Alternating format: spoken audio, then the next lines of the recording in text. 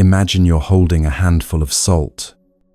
In front of you sits a small cup of water, clear, still, waiting. You pour the salt in. The water becomes undrinkable, bitter, harsh. You couldn't cook with it, wash with it, or drink it. That small amount of salt has overwhelmed everything. Now imagine taking that same handful of salt, the exact same amount, and walking to a river. A deep, wide river that's been flowing for thousands of years. You pour the salt in. What happens? The river keeps flowing. People downstream still draw water for cooking, washing, drinking. The salt dissolves into something so vast it becomes nothing. Not because the salt changed, but because the river has the capacity to hold it. This is the secret of love most of us never learned.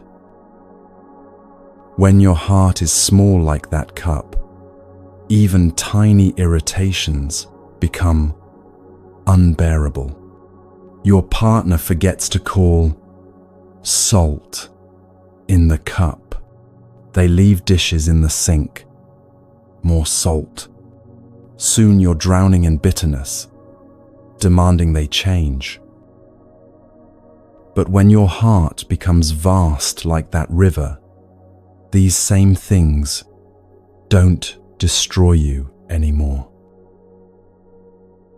The question isn't whether there will be salt.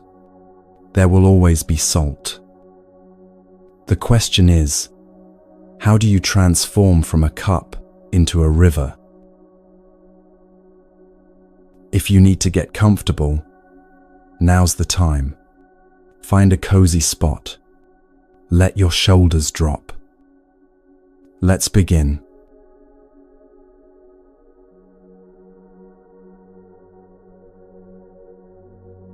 Here's what nobody tells you about relationships.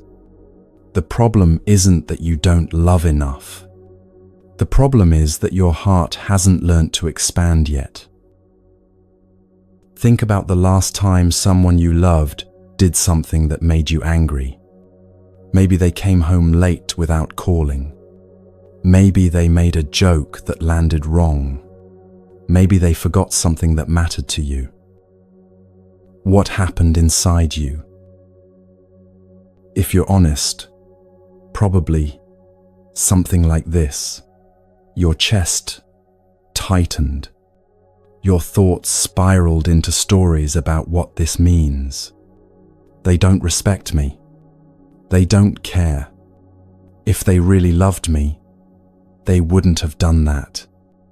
And suddenly, this one small thing becomes evidence of everything wrong in the relationship. This is the small heart at work. The Buddha taught that we suffer not because life brings us difficulties, but because we haven't developed the capacity to hold those difficulties without breaking. It's like trying to carry groceries when your arms aren't strong enough. The problem isn't the groceries, it's the strength you haven't built yet. When your heart is small, you need everyone around you to behave perfectly. You need the conditions to be just right. You need your partner to anticipate your needs, read your mind, never make mistakes. And when they inevitably fail at this impossible task, you suffer. They suffer. The relationship becomes a minefield where everyone's walking on eggshells, terrified of pouring more salt into an already bitter cup. But here's the beautiful truth. Hearts can grow. Not someday. Not after you find the perfect partner or fix all your problems. Your heart can begin expanding right now, in this moment, with exactly the relationship you're in and exactly the person you are. A woman once told me she couldn't stand the way her husband chewed his food. This sound, this ordinary, human sound of eating, made her want to leave the dinner table. She knew it was ridiculous. She knew he wasn't doing anything wrong, but her heart was so small, so tight, that even this tiny irritation felt unbearable. What she didn't realize was that the chewing wasn't the real problem. Her heart had become constricted by years of unprocessed disappointments, unexpressed needs, and unexamined expectations. The chewing was just the salt. The real issue was the size of her cup. When we practice making our hearts larger, something miraculous happens. Not that our partners suddenly become perfect, not that all irritations disappear, but we discover we have room for imperfection. We find we can hold someone's humanness without collapsing under the weight of it. This is what the Buddhist teachings call developing capacity, and it starts with understanding one simple thing: love needs food. You wouldn't expect a plant to survive without water. You wouldn't be surprised if a fire died out when you stopped adding wood. Yet somehow we expect love to sustain itself on nothing. The Buddha taught that everything needs nourishment to live, even love, especially love. Think of love as a tree growing in your garden. When you first plant it, you tend it carefully. You water it daily. You protect it from harsh weather. You watch for signs of growth with excitement. But after a few years, you stop paying attention. You assume the tree can take care of itself now. You forget to water it during dry spells. You don't notice when pests start attacking the leaves. And then one day you look up and wonder why the tree is dying. This is what happens in most relationships. In the beginning, we're attentive. We notice everything about our partner, the way they laugh, the things that bring them joy, the small gestures that mean, "I'm thinking of you." We feed the love constantly through attention, care, curiosity, presence. But over time, we stop watering. We take each other for granted. We assume love will maintain itself through sheer force of commitment or history, or the fact that we once felt something strong. We let the daily habits of distraction and busyness choke out the tender shoots of connection. A man once came to Thich Nhat and said his marriage was falling apart. They'd been together 20 years and suddenly felt like strangers. The teacher asked him, "When was the last time you really looked at your wife? Not glanced at her while scrolling your phone, not saw her as she rushed past you in the hallway, but actually stopped, turned toward her fully, and looked?" The man couldn't remember. This is how love withers. Not through dramatic betrayals or explosive fights, but through the slow starvation of inattention. But here's what changes everything. When you learn to nourish your own happiness first, you become capable of truly nourishing someone else. You can't give water if your well is dry. You can't offer shade if you're a withering tree yourself. The practice begins with you. learning to feed your own joy, peace, and contentment. This isn't selfish. It's foundational. When you know how to generate a moment of happiness for yourself through a conscious breath, a mindful step, the simple pleasure of warm sunlight on your face, you have something real to offer. You become like a full cup that naturally overflows. Your happiness nourishes others, not because you're trying to, but because that's what fullness does. The Buddhist teachings talk about this as learning the art of happiness, not the pursuit of pleasure, which is fleeting and ultimately exhausting, but the cultivation of genuine joy that comes from being fully present to life as it is. Every moment is an opportunity to practice this art. Walking from your car to your front door, that's practice. Drinking your morning tea, that's practice. Washing dishes with awareness instead of rushing through them to get to something better, that's practice. And when you practice creating happiness for yourself, something shifts in your relationships. You stop demanding that your partner be responsible for your emotional state. You stop keeping score of who's making whom happy. You stop the exhausting cycle of looking outside yourself for what can only be generated within. A tree that's well-rooted and properly nourished can weather storms that would topple a weaker tree. A love that's fed daily through mindful attention can hold difficulties that would shatter a neglected love. So ask yourself, what are you feeding your love today? Are you watering the tree or walking past it, expecting it to flourish on yesterday's rain? Let me tell you about the most common mistake people make when they say I love you. They think love is a feeling that just happens, like catching a cold or getting struck by lightning.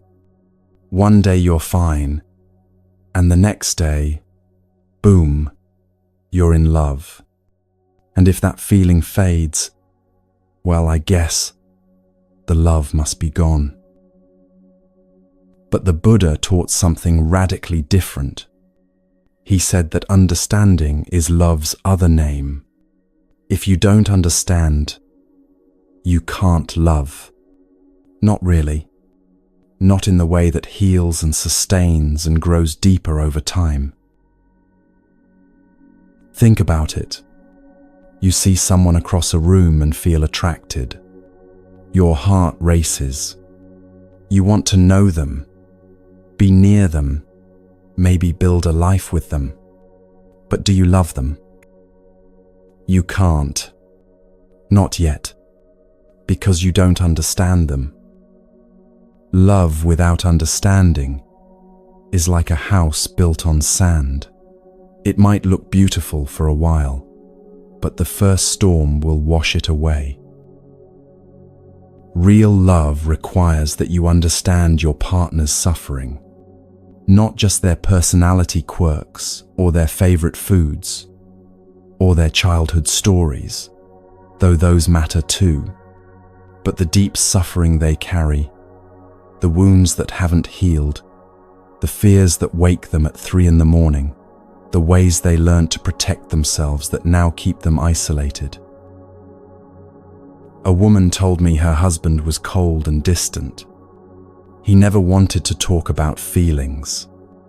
He shut down every time she tried to have an emotional conversation. She was ready to leave. Then she learned something about his childhood. His father had punished him severely for crying, told him that showing emotion was weakness, that real men don't need to talk about their feelings. For 40 years, this man had been carrying the belief that his emotions were shameful, dangerous things that needed to be locked away. When she understood this, everything changed. Not that his behavior suddenly became easy to deal with. Not that she didn't still feel lonely sometimes.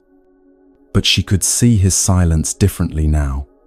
Not as rejection of her, but as a prison he'd been locked in since he was 5 years old. Understanding doesn't excuse harmful behavior. It doesn't mean you tolerate mistreatment or abandon your own needs, but it transforms the way you meet your partner's difficulties. When you understand the roots of someone's suffering, compassion arises naturally. You stop taking things so personally. You see that most of the time, people aren't trying to hurt you. They're trying to protect themselves from their own pain, often in clumsy, unskillful ways. The Buddha said the greatest gift you can give another person is to understand their suffering, not to fix it, not to explain it away or tell them they shouldn't feel that way, just to see it clearly and say, I understand. You're not alone in this. But here's the crucial part. Before you can understand someone else's suffering, you have to understand your own. Most of us are running from our own pain so fast, we barely know it's there. We stay busy, distracted, numbed out by screens and substances and endless activity. We don't want to look at the tight knot of fear in our chest or the old wound that never quite healed. And because we can't face our own suffering, we can't recognize it in others. We get angry when our partner is anxious. Instead of seeing the scared child beneath the adult facade, we feel rejected when they withdraw, instead of recognizing the same protective mechanism we use ourselves. Understanding yourself is the beginning of understanding everyone else. When you've sat with your own loneliness, you recognize loneliness in your partner. When you've faced your own fear of abandonment, you can see when your partner is acting from that same fear. This is what the teachings mean when they say, understanding is the foundation of love. It's not an abstract concept. It's the actual practice of looking deeply, first into yourself, then into the person you love, and seeing clearly what is. And when you see clearly, love isn't something you have to force or manufacture or maintain through willpower. It arises naturally, the way flowers bloom when given sunlight and water. So how do you know if what you're experiencing is real love or just attachment masquerading as love? The Buddha gave us a clear way to recognize true love. It contains specific qualities: beauty, freshness, solidity, freedom, and peace. If these elements are missing, then whatever you're calling love is something else. Let's start with beauty. Not physical attractiveness, though that might be part of it, but the beauty of being truly seen and accepted. When you're in true love, you feel more yourself, not less. You feel more alive, not diminished. There's a beauty in being known completely and loved anyway, maybe even loved more, because of, not despite, your imperfections. Then there's freshness. True love doesn't grow stale. Even after years together, there's something alive and renewing about it. Not because every day is exciting or new, but because you're both continuing to grow, to reveal new layers, to surprise each other with depths not yet explored. Solidity is next.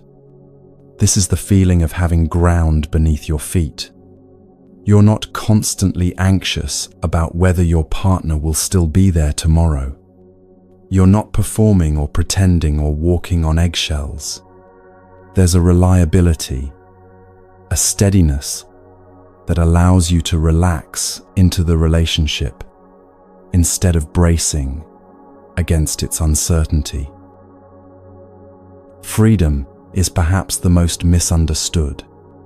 Many people think love means losing freedom, giving up your independence, your individual desires, your separate self. But true love gives you more freedom, not less. You're free to be fully yourself, free to grow in your own direction, free from the prison of pretending to be someone you're not. And finally, peace. This doesn't mean the absence of conflict or challenge, but there's an underlying peace that comes from being in alignment with what's true.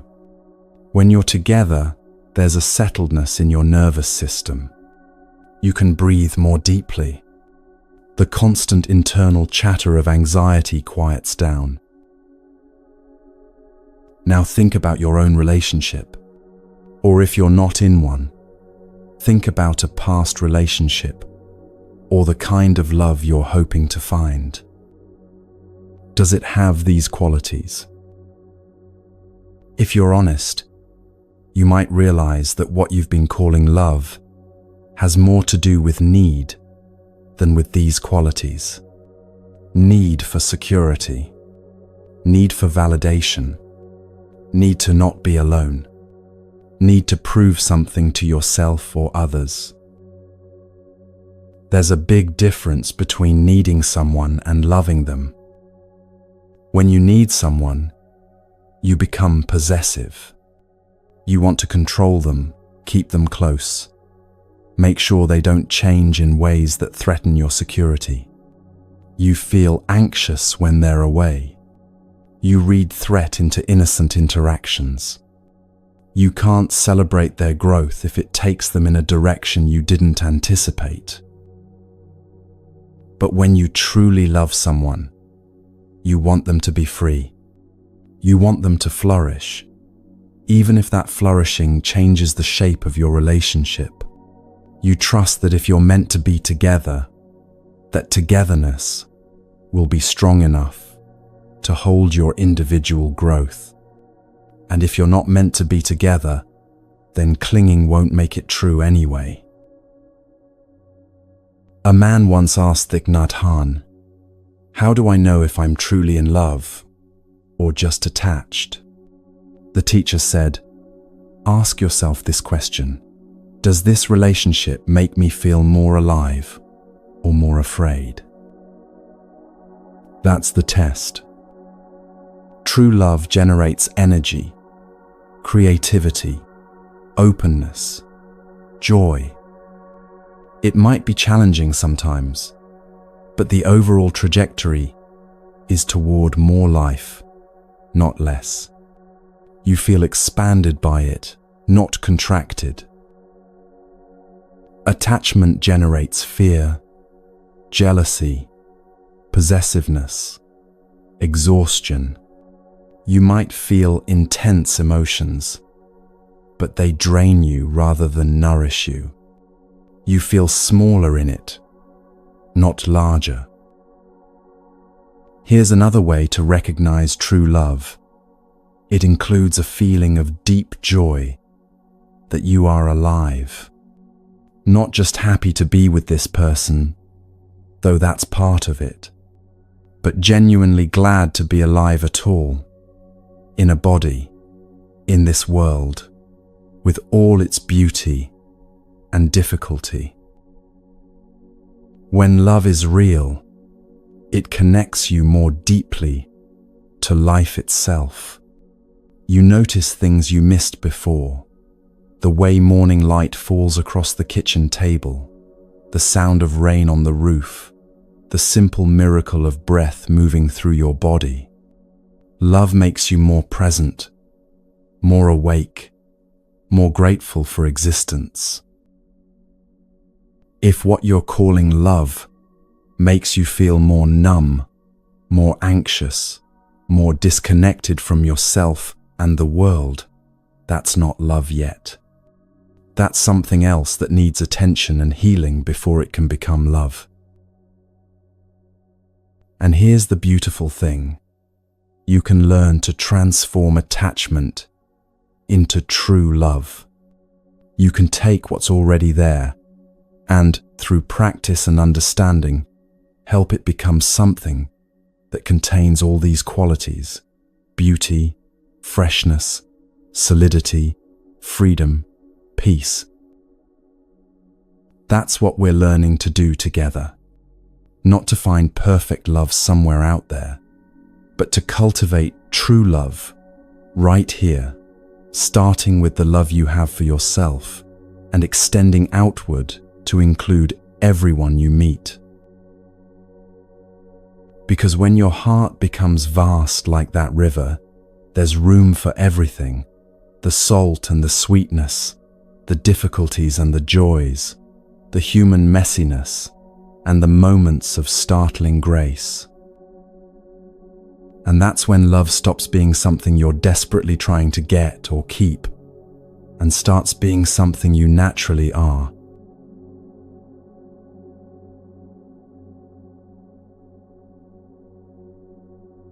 The Buddha taught that real love contains 4 elements. Not 3, not 5, 4. And here's what most of us have been getting wrong our entire lives. We think love is just a feeling that shows up uninvited, like weather. We wait for it to arrive. We panic when it seems to fade. We have no idea how to cultivate it deliberately, skillfully, like a gardener tends a living thing. But love isn't just a feeling. It's a practice made of specific elements. When these 4 elements are present, what you have is genuine love, the kind that heals, transforms, and grows deeper over decades. When they're missing, what you have might feel intense, but it won't sustain you. It won't weather the inevitable storms. The 4 elements have Sanskrit names: Maitri, Karuna, Mudita, Upeksha. But don't let the ancient language intimidate you. These aren't abstract philosophical concepts. They're practical, livable qualities you can develop, starting today. Loving kindness, compassion, joy, equanimity. Let's explore each one, not as theory, but as something you can touch and taste and bring into your relationships right now. The first element is Maitri, which we translate as loving kindness. And the essence of loving kindness is devastatingly simple. It's the ability to offer happiness. Think about that for a moment. Not to demand happiness, not to extract it from someone else, but to generate it yourself and offer it freely, like sunshine. You can be the sunshine for another person. This is one of the most beautiful things the Buddha ever said. You, yes, you, with all your flaws and confusion and unfinished business, can be a source of warmth and light in someone else's life. But here's the part everyone misses. You can't offer what you don't have. If you're depleted, running on empty, barely surviving your own life, what exactly are you going to give? You'll try, of course. You'll push yourself to be there for your partner, to show up, to create happiness for them. But it will cost you everything, because you're drawing from an empty well. This is why the practice of loving kindness begins with you. Not selfishly, not in the way our culture talks about self-care, like it's a luxury or an indulgence, but as foundation, as necessity, as the only honest way forward. Build a home inside yourself by accepting yourself exactly as you are right now. Learn to love the person you've been running from your whole life. Learn to heal the parts of you that are still wounded and afraid. A woman once told me she spent 30 years trying to be enough for her partners. Thin enough, successful enough, interesting enough, sexually adventurous enough. She exhausted herself trying to become whatever she thought would make them stay. And they all left anyway. Not because she wasn't enough, but because she had no idea how to nourish her own happiness. So she was always demanding that they fill the emptiness inside her. She was like a person dying of thirst, expecting someone else to drink water for her. Everything shifted when she learned one practice. Every morning, before the day's demands crashed in, she would sit quietly for 10 minutes and create one moment of happiness for herself. Sometimes it was noticing her breath. Sometimes it was feeling the warmth of tea in her hands. Sometimes it was simply the small miracle of being alive in a body right now, with the capacity to feel anything at all. Sounds too simple, right? But watch what happens when you practice generating happiness for yourself. You stop being so desperate. You stop clinging to others like they're life rafts. You stop the exhausting pattern of looking outside yourself for what can only come from within. And when you've filled your own cup, when you've learned the art of nourishing your own joy and peace, you naturally overflow. You have something real to offer. Your presence becomes a gift instead of a demand. The Buddha said that learning to create moments of happiness is an art. It requires practice, attention, skill. You have to learn what truly nourishes you versus what just numbs you temporarily. Scrolling your phone for 3 hours doesn't create happiness. It creates numbness. But taking 10 minutes to sit in morning light, really feeling the warmth on your skin, that creates something real. Binge watching shows until 2 in the morning doesn't create happiness. It creates escape.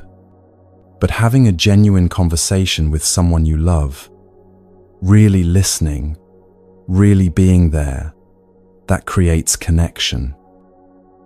Buying things you don't need doesn't create happiness. It creates temporary distraction from emptiness. But walking slowly in nature, noticing the 1,000 shades of green, feeling your feet on the earth, that creates presence. You see the difference? True happiness isn't loud or flashy. It doesn't announce itself with fireworks. It's quiet, steady, solid, like good soil that can grow anything. And when you learn to generate this kind of happiness for yourself, you become capable of genuinely offering it to others. Not because you should, not because you're trying to be a good person, but because that's what naturally happens when a cup is full. It spills over. Try this today. Find one moment to create genuine happiness for yourself, not by doing something big or impressive, but by being fully present to something simple and real. Your breath moving in and out, sunlight through a window, the taste of water, the sound of birds, the feeling of your own aliveness. Just one moment, that's all. And then notice, when you fill yourself with genuine happiness, even for just one moment, don't you become a little more generous, a little more patient, a little more capable of offering warmth to the people around you? That's Maitri. That's loving kindness. That's being the sunshine for someone else because you've learned to generate your own light. The second element of true love is karuna, compassion. And we need to be very clear about what compassion actually means, because most of us have got it backwards. Compassion isn't just feeling bad for someone. It isn't pity or sympathy, or that hollow phrase, thoughts and prayers. Those things might make us feel like we're doing something, but they don't actually help. The Sanskrit word karuna means the capacity to understand suffering in yourself and in the other person, and then to transform it. Not just to share suffering, to transform it. Think about going to a doctor when you're sick. If the doctor just sits next to your bed and says, "I feel your pain," "I really do," how does that help? You need someone who understands what's causing your illness and knows how to heal it. This is what real compassion looks like in relationships. Your partner comes home and they're suffering. Maybe they're anxious about work. Maybe they're sad about something they can't quite name. Maybe they're angry and taking it out on small things that don't deserve their fury. What do? Most of us either try to fix it immediately. "Here's what you should do. Have you tried this? Just don't worry about it." Or we take it personally and get defensive. Neither response is compassionate. Compassion starts with understanding the roots of the suffering, not the surface story, but the deep roots. Why is this person really suffering right now? What old wound got triggered? What fear is underneath the anger? What need isn't being met?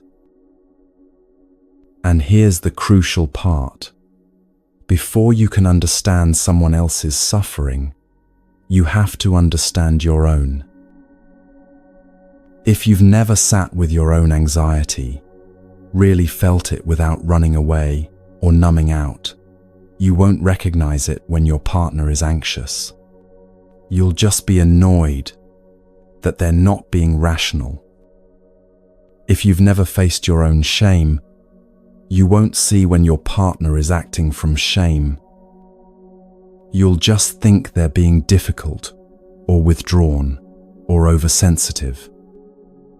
But when you've done the work of understanding your own suffering, when you've looked deeply into your own fear and loneliness and hurt, you develop this extraordinary capacity to recognize it in others.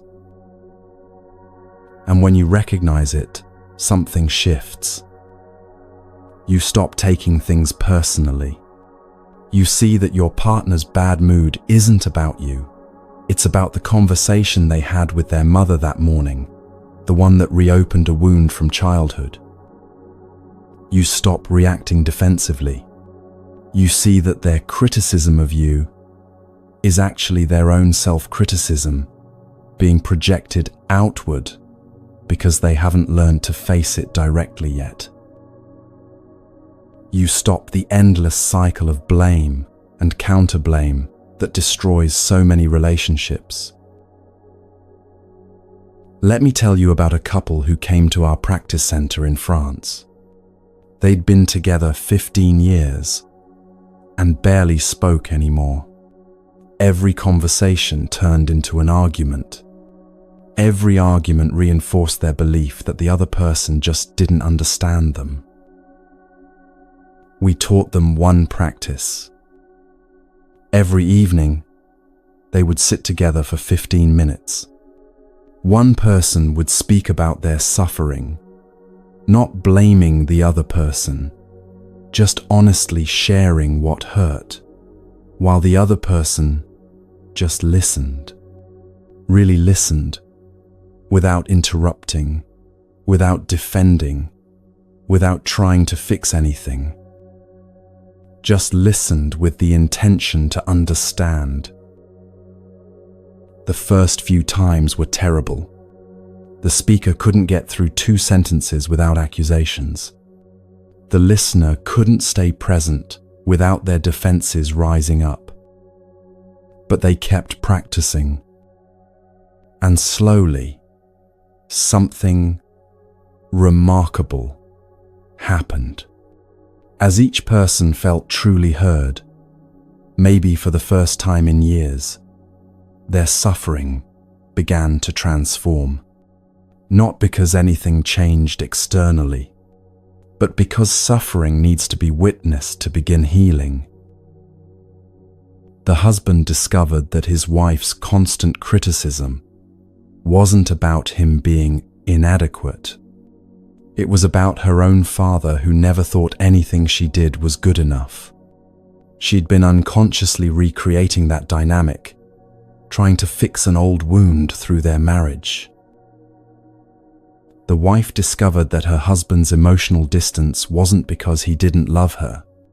It was because he'd learned as a boy that showing emotion meant getting hurt. So he'd built walls so thick, even he couldn't find the door anymore. Understanding changed everything. Not that their problems disappeared. Not that suddenly everything was easy.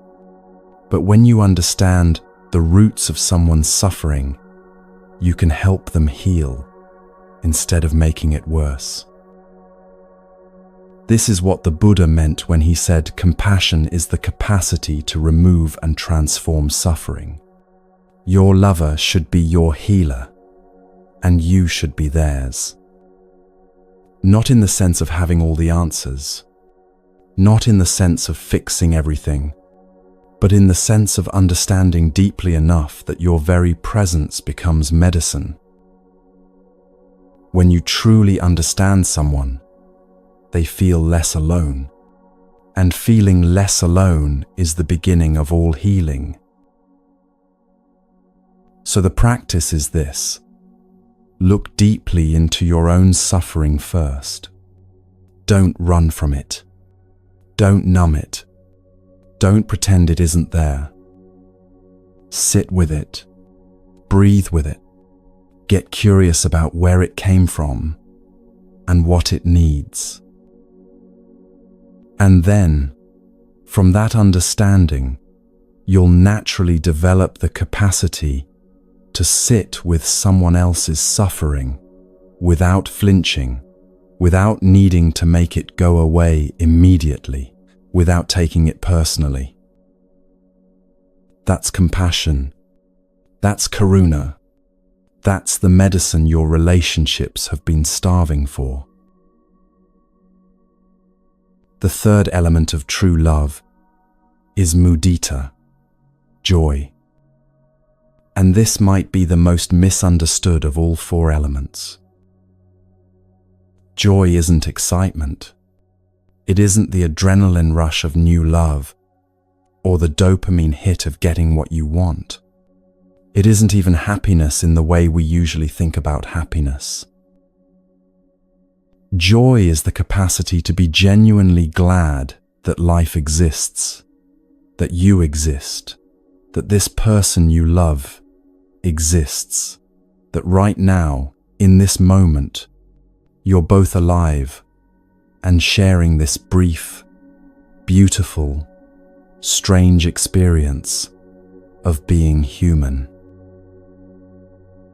When you know how to generate joy, it nourishes both you and the person you love.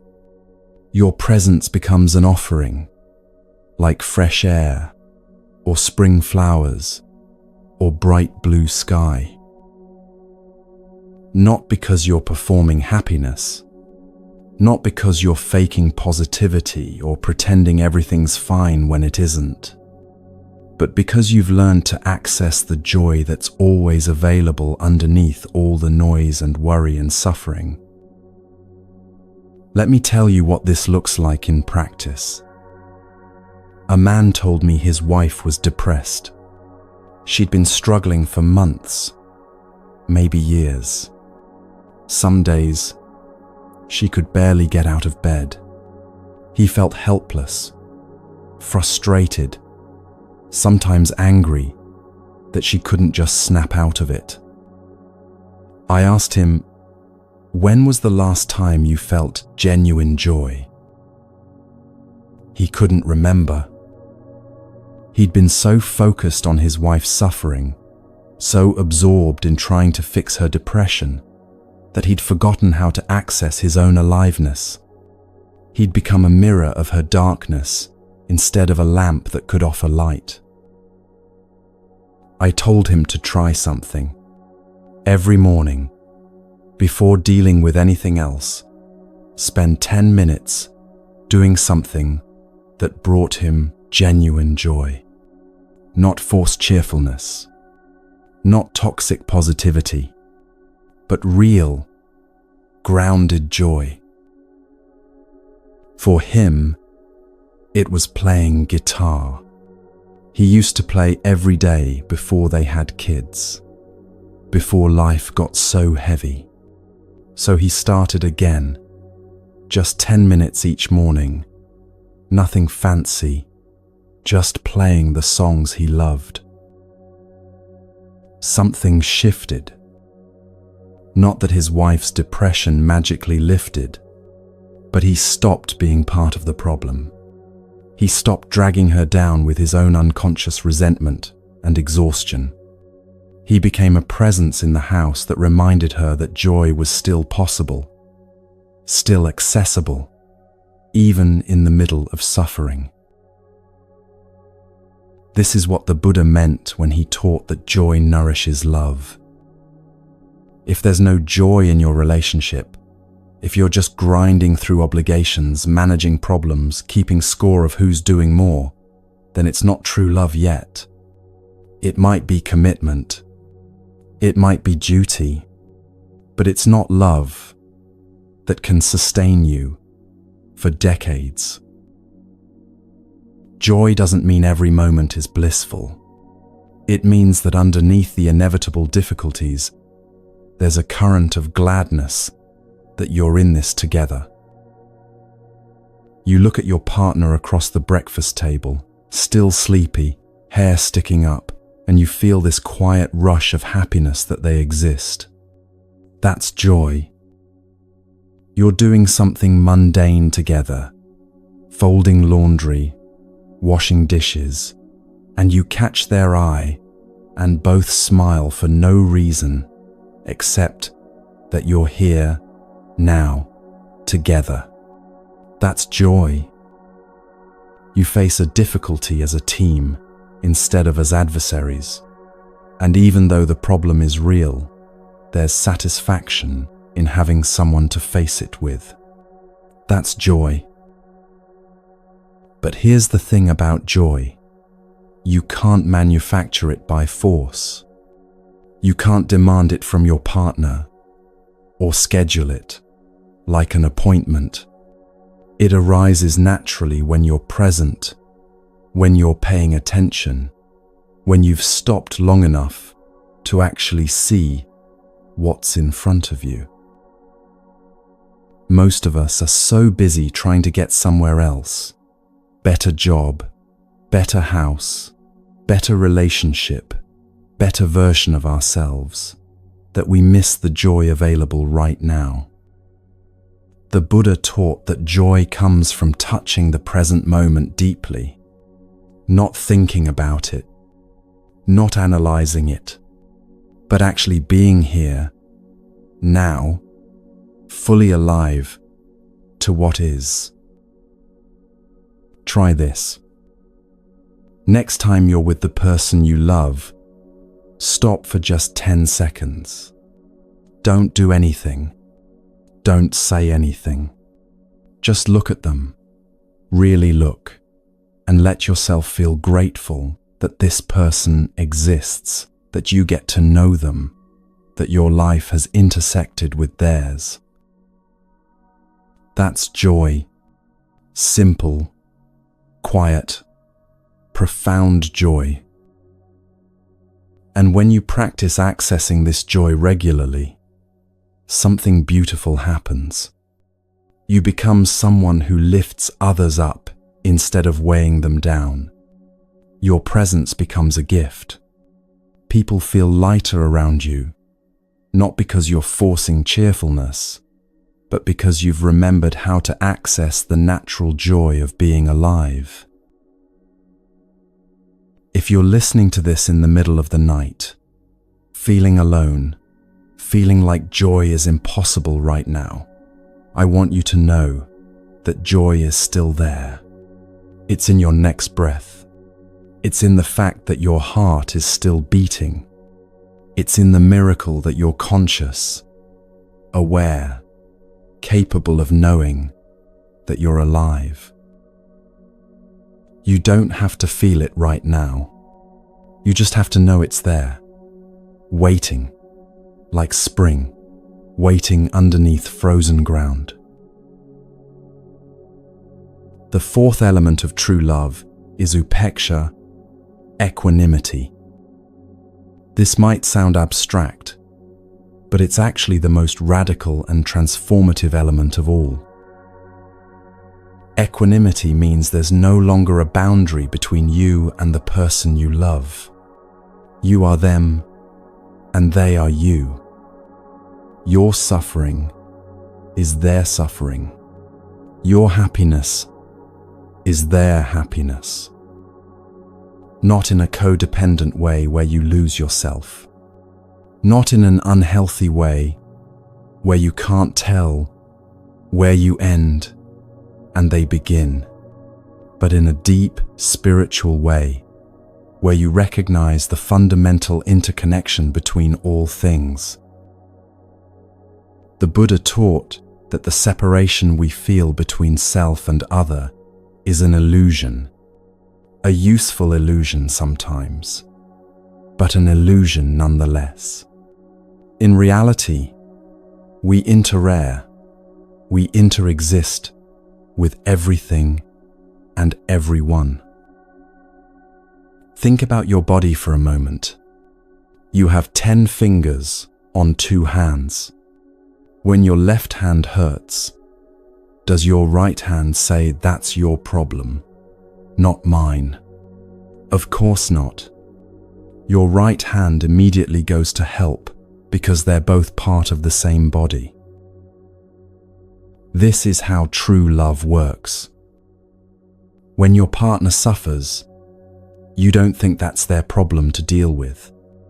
Their suffering is your suffering because you're not actually separate beings trying to navigate life side by side. You're expressions of the same life force, temporarily appearing as 2 people. A woman told me about the moment she finally understood this. Her husband had been diagnosed with a serious illness. She was terrified heartbroken, angry at the unfairness of it. For weeks she thought about what would happen to her if he died. How would she cope? What would her life become? How could she survive alone? Then one night, sitting beside his hospital bed, something shifted. She stopped thinking about herself entirely. She just felt his fear, his pain, his sadness about possibly leaving their children too soon. And in that moment, she realized his suffering was her suffering. Not because she was so empathetic or such a good wife, but because there actually was no real boundary between them. They were two waves in the same ocean, and what happened to one wave affected the whole ocean. This understanding didn't make the illness less devastating, but it changed how she met it. She stopped being so afraid for herself and became completely present to him. She stopped asking, "Why is this happening to us?" and started asking, "How can I help you suffer less?" That's equanimity. That's upeksha. That's the dissolution of the false boundary between self and other. But let's be clear about what this doesn't mean. It doesn't mean you lose yourself in the relationship. It doesn't mean you have no individual needs or boundaries or identity. It doesn't mean you tolerate mistreatment because there's no separation. The Buddha taught non-discrimination, not self-annihilation. You're still you. They're still them. But you recognize that underneath the surface appearances, you're part of the same flow of life. Think of it like two fingers on the same hand. The little finger doesn't have an inferiority complex, wishing it were as big as the thumb. The thumb doesn't have a superiority complex, demanding that all the other fingers obey it. Each finger has its own shape and function, but they collaborate perfectly because they're part of one hand.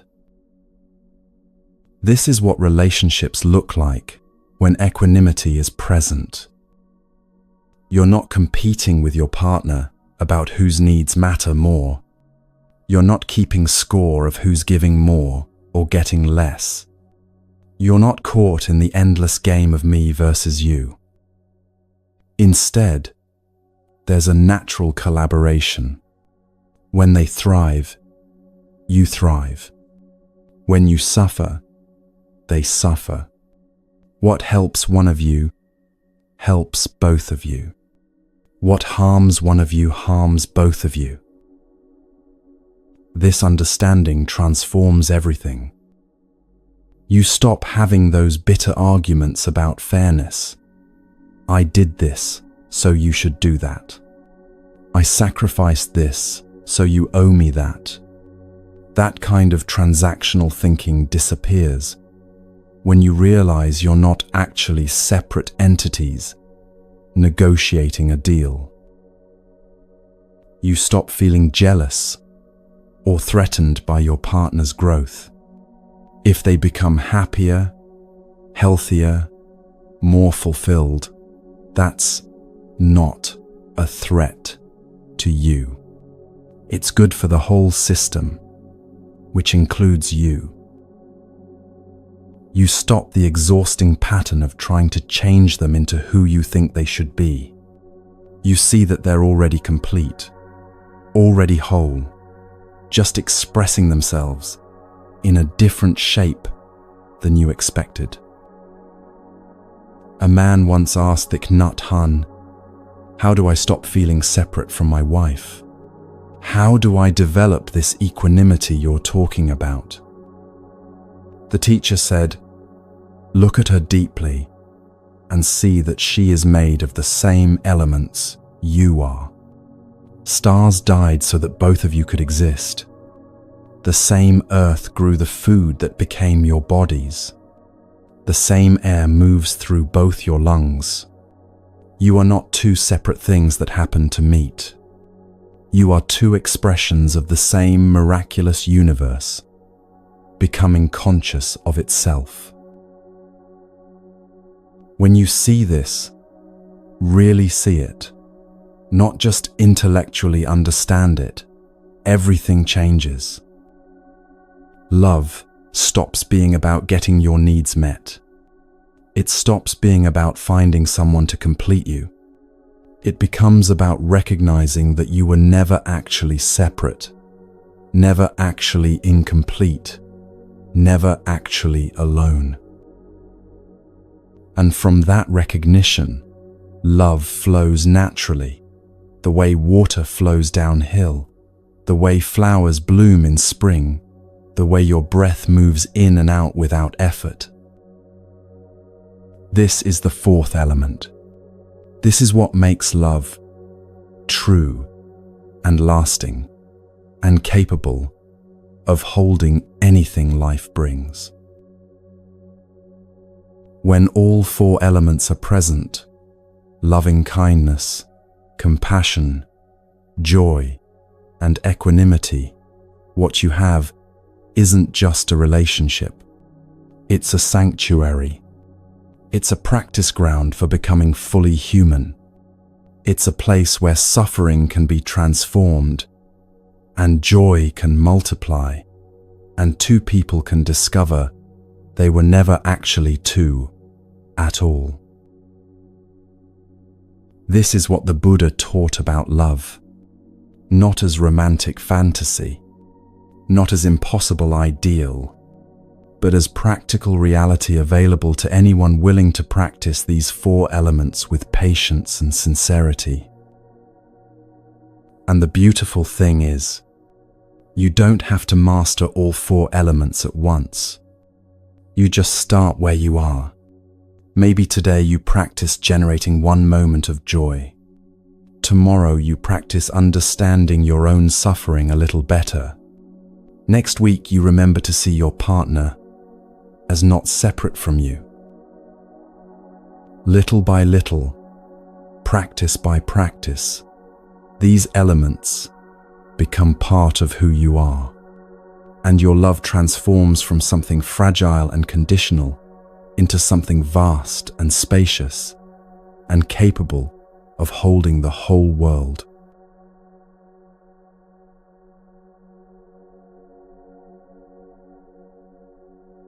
Here's the truth nobody wants to hear. You can't truly love another person until you've learned to love the one staring back at you in the mirror. I know, it sounds like a greeting card. It sounds like self-help cliché. But the Buddha taught this 2,500 years ago, and it's still the hardest lesson most of us ever face. We're so thirsty for love from outside ourselves, so desperate to find someone who will finally make us feel complete, worthy, enough. We spend years searching for that person, and when we find them, we pour all our unmet needs and unhealed wounds into their lap and wonder why they can't carry the weight. But love doesn't work that way. Before you can open your home to another person, you have to build a home inside yourself. Before you can offer warmth to someone else, you have to learn to generate your own fire. Before you can be a safe harbor for another heart, you have to become safe for yourself. This is where the real work begins. If you can't accept your body, you can't accept yourself. And if you can't accept yourself, you can't be at home with who you are. This sounds simple, but look at how you actually treat your body. You probably criticize it constantly. Too heavy, too thin, too old, too scarred, too different from the images you see everywhere telling you what beautiful is supposed to look like. You push it past exhaustion. You feed it things that make it sick. You ignore its signals until they become screaming pain. And then you wonder why you don't feel at home in your own life. The Buddha taught that your body is your home, not a house you're renting temporarily until you can upgrade to a better model. Your actual home, the only one you'll ever have in this lifetime. When you accept your body, truly accept it, not just tolerate it, something shifts. You can rest in your own skin. You can settle in, relax, feel joy and ease instead of constant war with yourself. A woman once told me she'd spent 40 years hating her body. She'd tried every diet, every exercise program, every promise, that if she just changed this one thing, she'd finally be acceptable. Nothing worked. Or rather, everything worked temporarily and then failed, leaving her feeling worse than before. Then she learned one practice. Every morning before the self-criticism could start its daily assault, she would stand in front of the mirror and say, "This is my body today. This is the only body I have. It has carried me through everything I've survived. It deserves my respect." At first, she couldn't say it without crying. 40 years of self-hatred doesn't dissolve in a week. But she kept practicing. And slowly, so slowly, she almost didn't notice. The war inside her began to quiet. She stopped weighing herself 5 times a day. She stopped comparing herself to every woman she passed on the street. She stopped postponing her life until she finally looked the way she thought she should. She didn't suddenly love everything about her body, but she made peace with it. And peace turned out to be so much more valuable than the fantasy of perfection she'd been chasing her whole life. This is what the Buddha meant when he said, to accept yourself as you are, not as resignation or giving up, but as the beginning of something real. You are a flower in the garden of humanity, not a rose trying to become a lily, not a daisy apologizing for not being an orchid, just your own unique expression of life, blooming in your own way. Every child is born knowing this. Watch a toddler. They're not worried about whether their belly is flat or their thighs are thin. They're just alive, joyfully occupying their body without apology. But somewhere along the way, we learn to be ashamed. We absorb thousands of messages telling us we're not enough as we are. That if we just buy this product, follow this program, achieve this look, then we'll finally be acceptable. These messages are lies. You don't need to be someone else. You don't need to wait until you're thinner, younger, more successful, more anything before you deserve love, including love from yourself. As you practice building a home in yourself, accepting yourself exactly as you are right now, you become more beautiful. Not because your appearance changes, though it might, but because you start radiating something that no amount of external perfection can create. The beauty of someone who is at peace with themselves. people feel this. They're drawn to it without knowing why. Because in a world where everyone is performing, pretending, exhausting themselves trying to be someone they're not, a person who is genuinely comfortable in their own skin is magnetic. So start today. Look at yourself, really look, and practice acceptance. Not fake positivity, not pretending you have no insecurities or areas you'd like to improve. Just honest acceptance that this is who you are right now, and that's enough to begin with. Your body isn't the enemy. It's been carrying you through this whole complicated life. Maybe it's time to thank it instead of attacking it. There's an emptiness inside most of us that we don't talk about. We feel it late at night, when the distractions finally stop. We feel it in the middle of a crowded room, surrounded by people who don't really see us. We feel it in the pause between one task and the next, before we can fill the space with more doing, more consuming, more anything, to avoid feeling that hollow ache. The Buddha called this a deep thirst, a longing for something we can't quite name. We don't know what we're searching for, but we know we haven't found it yet. So we look outside ourselves for the lid to our pot. We think, if I could just find the right person, the right job, the right house, the right life, then this emptiness would finally be filled. We check our email 20 times a day, hoping for the message that will change everything.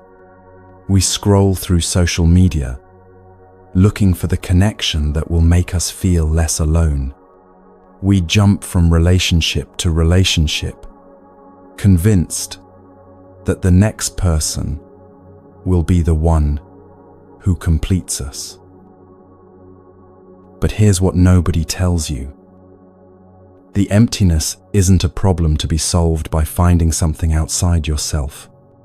It's a signal that you haven't yet learned to come home to who you are. A man told me he spent 15 years in a pattern he couldn't break. He'd meet someone and feel this rush of excitement. Finally, this is the one. For a few months, everything would be intense and consuming. He'd think about her constantly, need to be with her constantly, feel like he couldn't breathe when they were apart. Then the intensity would fade. He'd start noticing her flaws, her limitations, all the ways she couldn't fill the emptiness inside him. And he'd feel that familiar restlessness. Maybe she's not the one after all. Maybe the real one is still out there somewhere. So he'd leave and start the cycle again. What he didn't understand was that he was addicted to the intensity, not experiencing love. The rush of new romance temporarily distracted him from his own emptiness, made him feel alive in a way he couldn't create for himself. But it was like using someone else's energy to charge his battery instead of learning to generate his own power. The Buddha taught that when we feel empty, we haven't yet learned to take refuge in ourselves. We're looking for someone else to lean on, someone else's attention to make us feel real, someone else's love to prove we're worthy. But here's the devastating truth. No one else can fill your emptiness. They can distract you from it temporarily. They can help you forget it for a while. But eventually you'll be alone with yourself again, and the emptiness will still be there, maybe even bigger now, because you've been running from it instead of learning to be with it. So what's the alternative? You turn toward the emptiness instead of away from it. You stop trying to fill it and start trying to understand it. What is this feeling really? Where does it come from? What does it need? When you look deeply, not running away, not numbing out, not immediately reaching for a distraction, you start to see something unexpected. The emptiness isn't actually empty. It's full of unprocessed grief, unmet needs, unspoken longings, parts of yourself you've been rejecting for so long, you forgot they were there. A woman discovered this after her third divorce. Instead of immediately looking for someone new, she forced herself to sit with the loneliness she'd been running from her entire adult life. At first, it was unbearable. She'd never felt so alone. But she stayed with it, breathing through the discomfort, not trying to make it go away. And gradually, she started to hear what the loneliness was trying to tell her. She was lonely for herself, for the parts of herself she'd abandoned to fit into relationships, for the dreams she'd postponed waiting for someone else to validate them, for the woman she'd never allowed herself to be, because she was so busy trying to be what others needed. When she finally understood this, everything changed. Not that she stopped wanting connection. We're human. We need each other. But she stopped looking for someone else to complete her and started completing herself. She learned to generate the energy of mindfulness to take care of herself.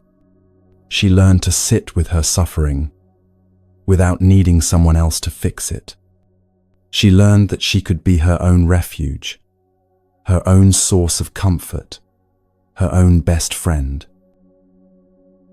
And then, only then, was she ready for a real relationship. Not one based on need and emptiness, but one based on fullness and choice. Not looking for a lid to cover her pot, but inviting another whole person to walk beside her as she walked beside them. This is the work you have to do before you can truly love someone else. You have to reconcile with yourself. You have to stop running from your own company. You have to become someone you can live with, even when nobody else is around. It's hard work. Maybe the hardest work there is. But it's also the most important. Because until you do it, you'll keep using relationships as distractions from yourself instead of genuine connections between two whole people. The Buddha taught a practice called metta meditation, loving kindness meditation. And it doesn't start with loving other people. It starts with you. This surprises people. They think spiritual practice means being selfless, putting others first, forgetting about yourself in service of something higher. But the Buddha knew something crucial. You can't give water from an empty well. You can't offer love you haven't learned to generate for yourself. Loving kindness meditation is like digging deep into the ground until you reach the purest water.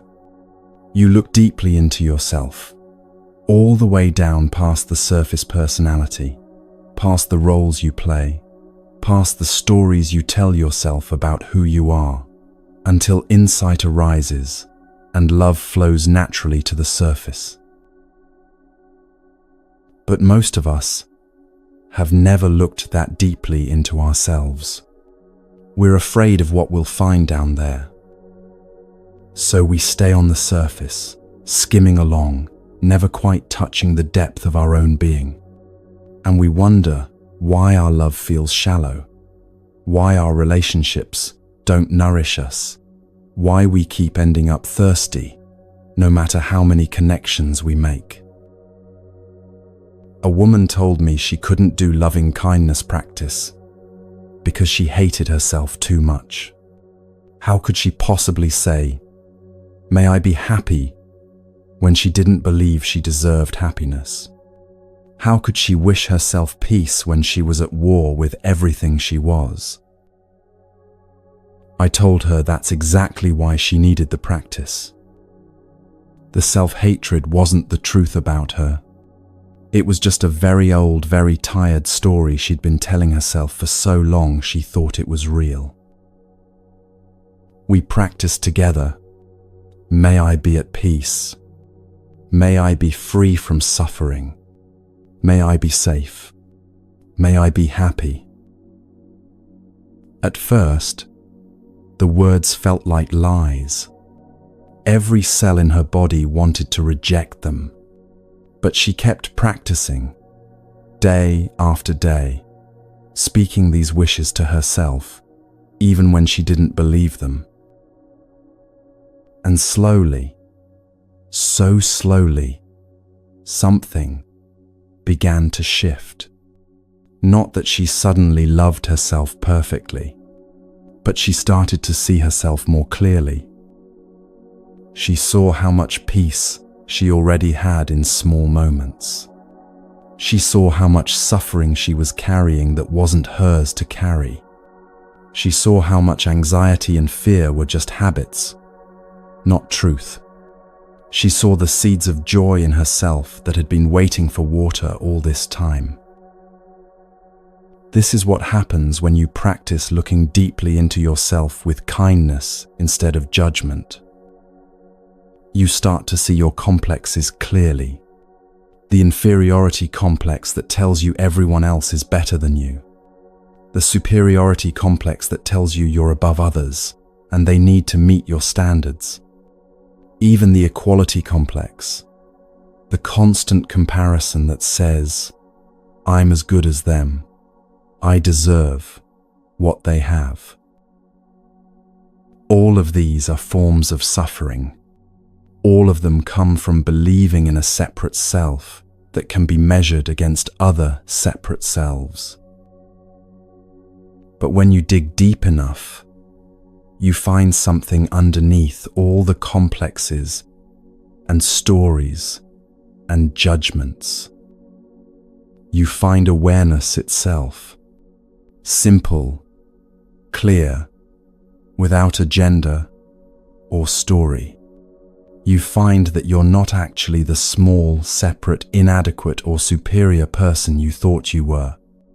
You're something much vaster, part of the whole web of life, temporarily appearing in this particular form. From that recognition, love arises naturally, not as something you have to force or manufacture, but as the natural state of a mind that sees clearly. The practice is to keep digging, keep looking deeply into yourself with patience and honesty. Don't turn away from what you find, neither the difficult parts nor the beautiful parts. Just keep digging until you reach that pure water of understanding and love. And when you find it in yourself, you'll be able to recognize it in everyone else too, because it's the same water, the same source, the same life, expressing itself through different forms. Here's some good news. You're going to make mistakes. Many mistakes. Probably today, definitely this week, certainly for the rest of your life. And that's not a problem. That's how learning happens. The Buddha taught that without making mistakes, there's no way to learn. If you could do everything perfectly from the beginning, you'd never grow, never deepen, never discover anything new about yourself or the world. So the question isn't how to avoid mistakes. The question is how to transform mistakes into wisdom. Think of it this way: garbage can become flowers. If you know how to compost, all your kitchen scraps and yard waste turn into rich soil that grows beautiful things. But if you don't know how to compost, garbage just stays garbage, piling up, creating more and more mess. Your mistakes are the same way. A man told me he'd said something cruel to his wife in anger. Not physically violent, but words that cut deep, words designed to hurt because he was hurting and wanted her to feel it too. Immediately after, he felt terrible. He apologized, but the damage was done. He could see the wound in her eyes, the way she pulled back from him, the trust that had been cracked. For weeks, he was stuck in guilt and shame. What kind of person says things like that to someone they love? He kept replaying the moment, wishing he could take it back, hating himself for his lack of control. I asked him, "Are you learning anything from this?" He stopped. He hadn't thought about it that way. He'd been so busy hating himself for the mistake that he hadn't tried to understand it. So we looked together. What was actually happening in the moment before he said those words? He'd felt scared. His wife had said something that triggered an old wound, his mother's constant disappointment in him as a child. Instead of recognizing the fear and sitting with it, he'd lashed out to avoid feeling vulnerable. Understanding this changed everything. The mistake wasn't random cruelty, it was unskillful protection of an old wound. Once he saw this clearly, he could learn from it. Now, when he feels that particular fear rising, he recognizes it. He can take a breath instead of immediately reacting. He can tell his wife, "I'm feeling triggered right now. I need a moment," instead of attacking her. The mistake became compost. It turned into wisdom he could use for the rest of his life. This is what the Buddha meant when he said to think of behavior in terms of skillfulness rather than good and bad. You're not a bad person when you make mistakes. You're an unskilled person learning to be more skillful. Goodwill isn't enough. You can love someone deeply and still hurt them if you don't have the skills to express that love wisely. You can mean well and still cause suffering if you don't understand how your words and actions land on someone else. But skills can be learned. That's the beautiful thing. Walking mindfully is a skill. Eating with awareness is a skill. Breathing consciously when you're angry is a skill. Speaking truthfully without cruelty is a skill. Listening deeply without defending is a skill. Every moment is an opportunity to practice these skills. And every mistake is an opportunity to see where you're still unskillful and need more practice. So when you mess up, and you will, don't waste the opportunity by drowning in guilt or shame. Look clearly at what happened. Understand the roots of the unskillful behavior. See what you can learn, and practice doing better next time. That's how you transform garbage into flowers. That's how mistakes become the fertilizer for your growth, instead of the poison that keeps you stuck. Once you know how to come home to yourself, you can open your home to other people. Not before. If you're still running from yourself, still trying to fill your emptiness with someone else's presence, still convinced you need another person to complete you, you don't have a home to share yet. You have a desperate need dressed up as love. But when you've done the work of building a home inside yourself, when you've learned to generate your own happiness, sit with your own suffering, become your own refuge, then you have something real to offer. A woman told me she used to open her door to anyone who knocked. She was so desperate not to be alone that she'd let people into her life who didn't respect her, didn't see her, didn't even particularly like her. She thought having someone, anyone, was better than having no one. It took years of painful relationships before she learned to close the door. Not to lock it forever, but to be selective about who she invited in. She spent a year alone, deliberately, learning to be good company for herself, learning what she actually liked, not just what she thought would make others like her, learning to feel complete without someone else there to validate her existence. At first, it was terrifying. The silence felt like it would swallow her, but gradually, the silence became peaceful. She discovered she actually enjoyed her own company. She could make herself laugh. She could comfort herself when sad.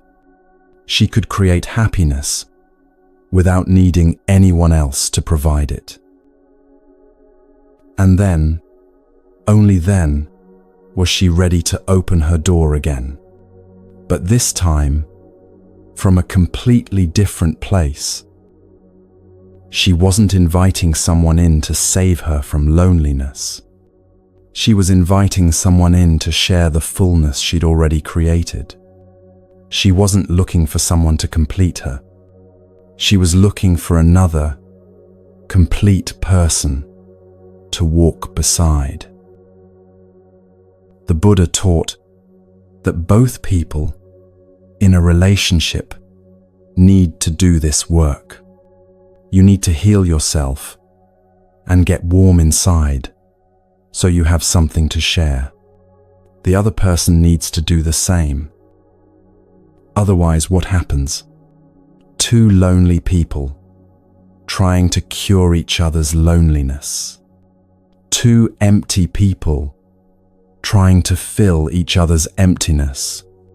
Two wounded people making each other's wounds worse. That's not love. That's mutual desperation. Real love happens when two people who have learned to be home for themselves choose to build something together. Not because they need to, but because they want to. Not to escape loneliness, but to share joy. This is why coming home to yourself has to happen first. Not because relationships aren't important. They're one of the most important things in life. But because you can't truly meet another person until you've learned to meet yourself. So, if you're listening right now and feeling like you're not ready, like you have too much work to do on yourself before you can be in a relationship, good. That awareness is the beginning of wisdom. Do the work. Build your home. Learn to generate your own light and warmth. Become someone you genuinely enjoy being with.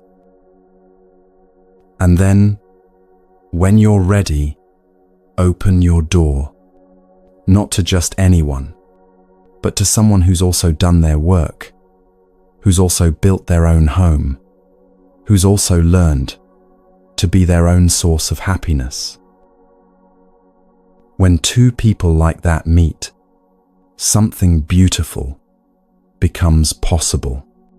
Not perfect. Nothing in life is perfect, but real, solid, capable of weathering storms and holding joy and growing deeper over decades. That's the love worth waiting for. The love worth doing the hard work of coming home to yourself, to find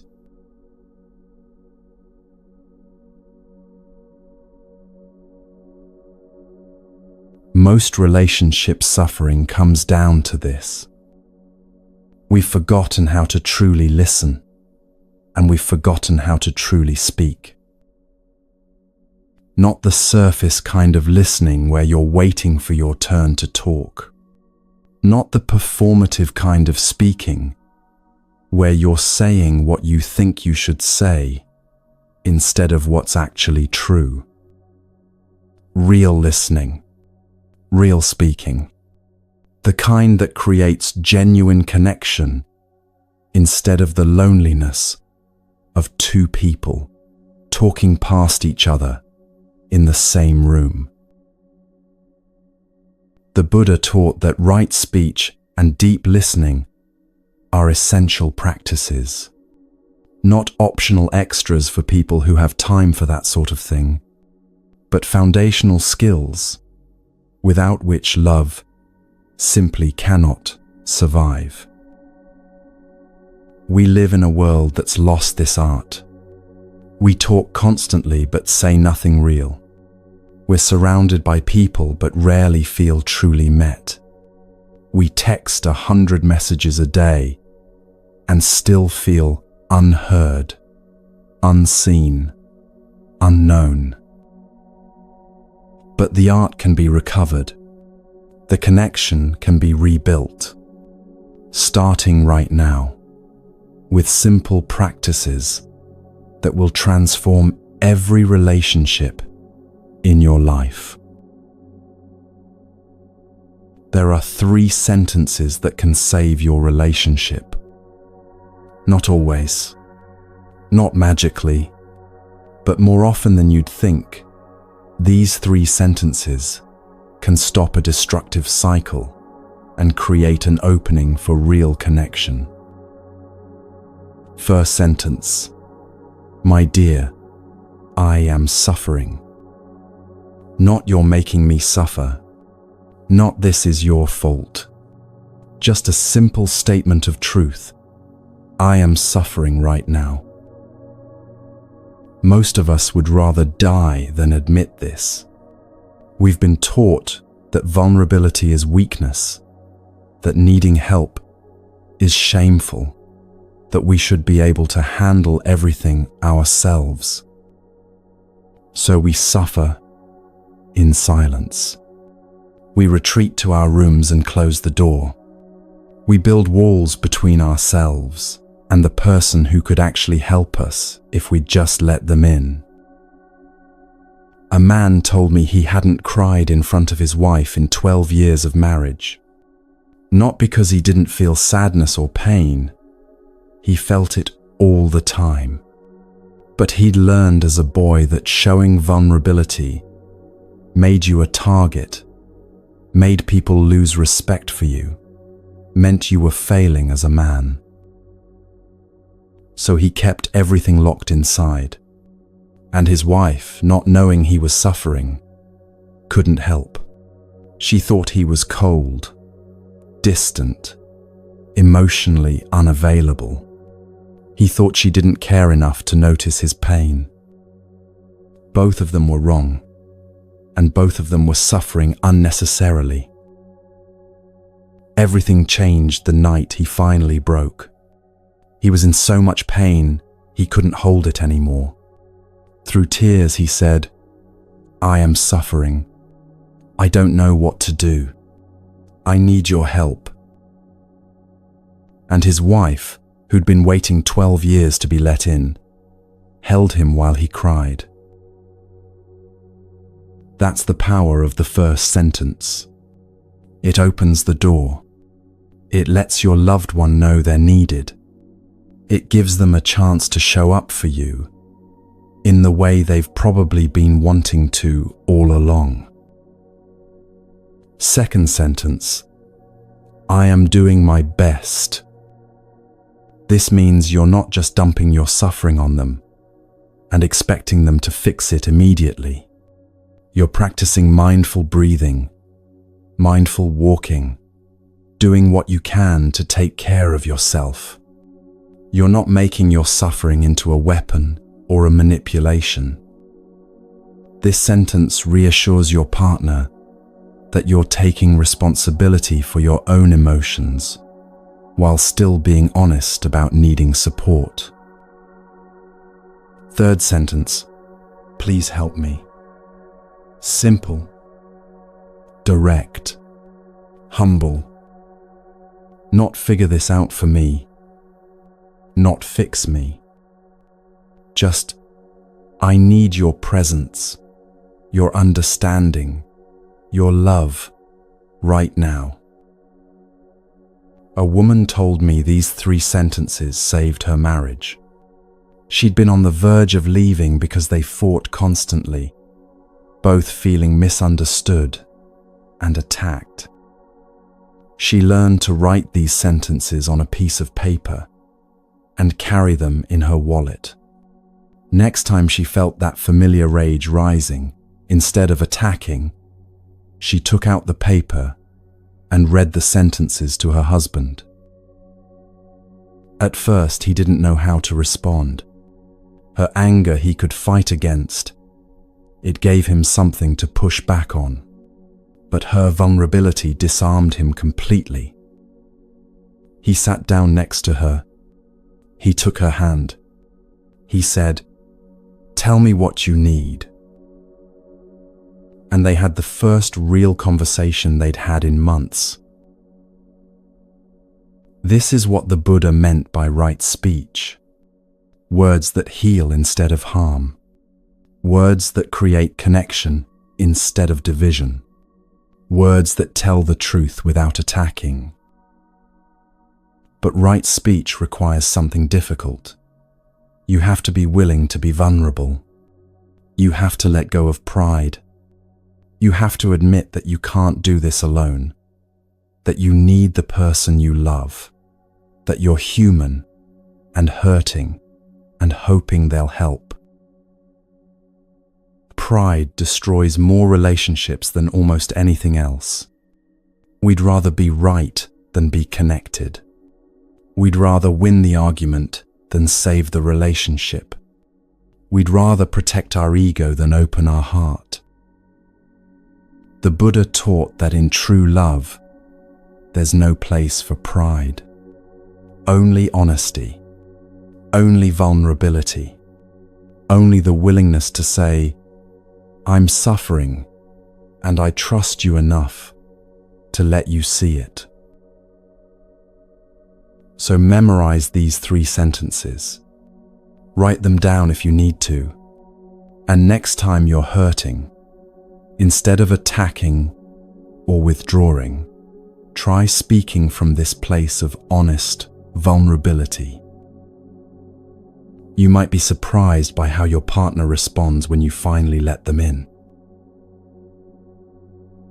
Now we come to the other half of connection, listening. Real listening, the kind that changes everything. Most of us don't actually listen. We wait for our turn to talk. We formulate our response while the other person is still speaking. We listen for what's wrong with what they're saying so we can correct them. We listen for the attack so we can defend ourselves. But we don't listen to understand. The Buddha taught that deep listening is one of the greatest gifts you can offer another person.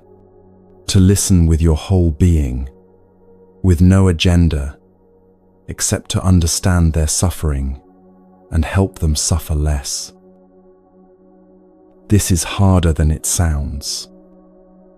When someone you love is speaking, especially if they're upset, every instinct in you wants to interrupt, to explain, to defend, to correct their perception, to make them feel better immediately, so you don't have to sit with their discomfort.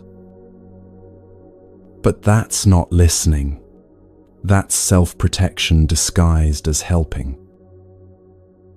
Real listening means you stay present, even when what they're saying is hard to hear, even when they're wrong about some things, even when you want desperately to defend yourself or explain your side.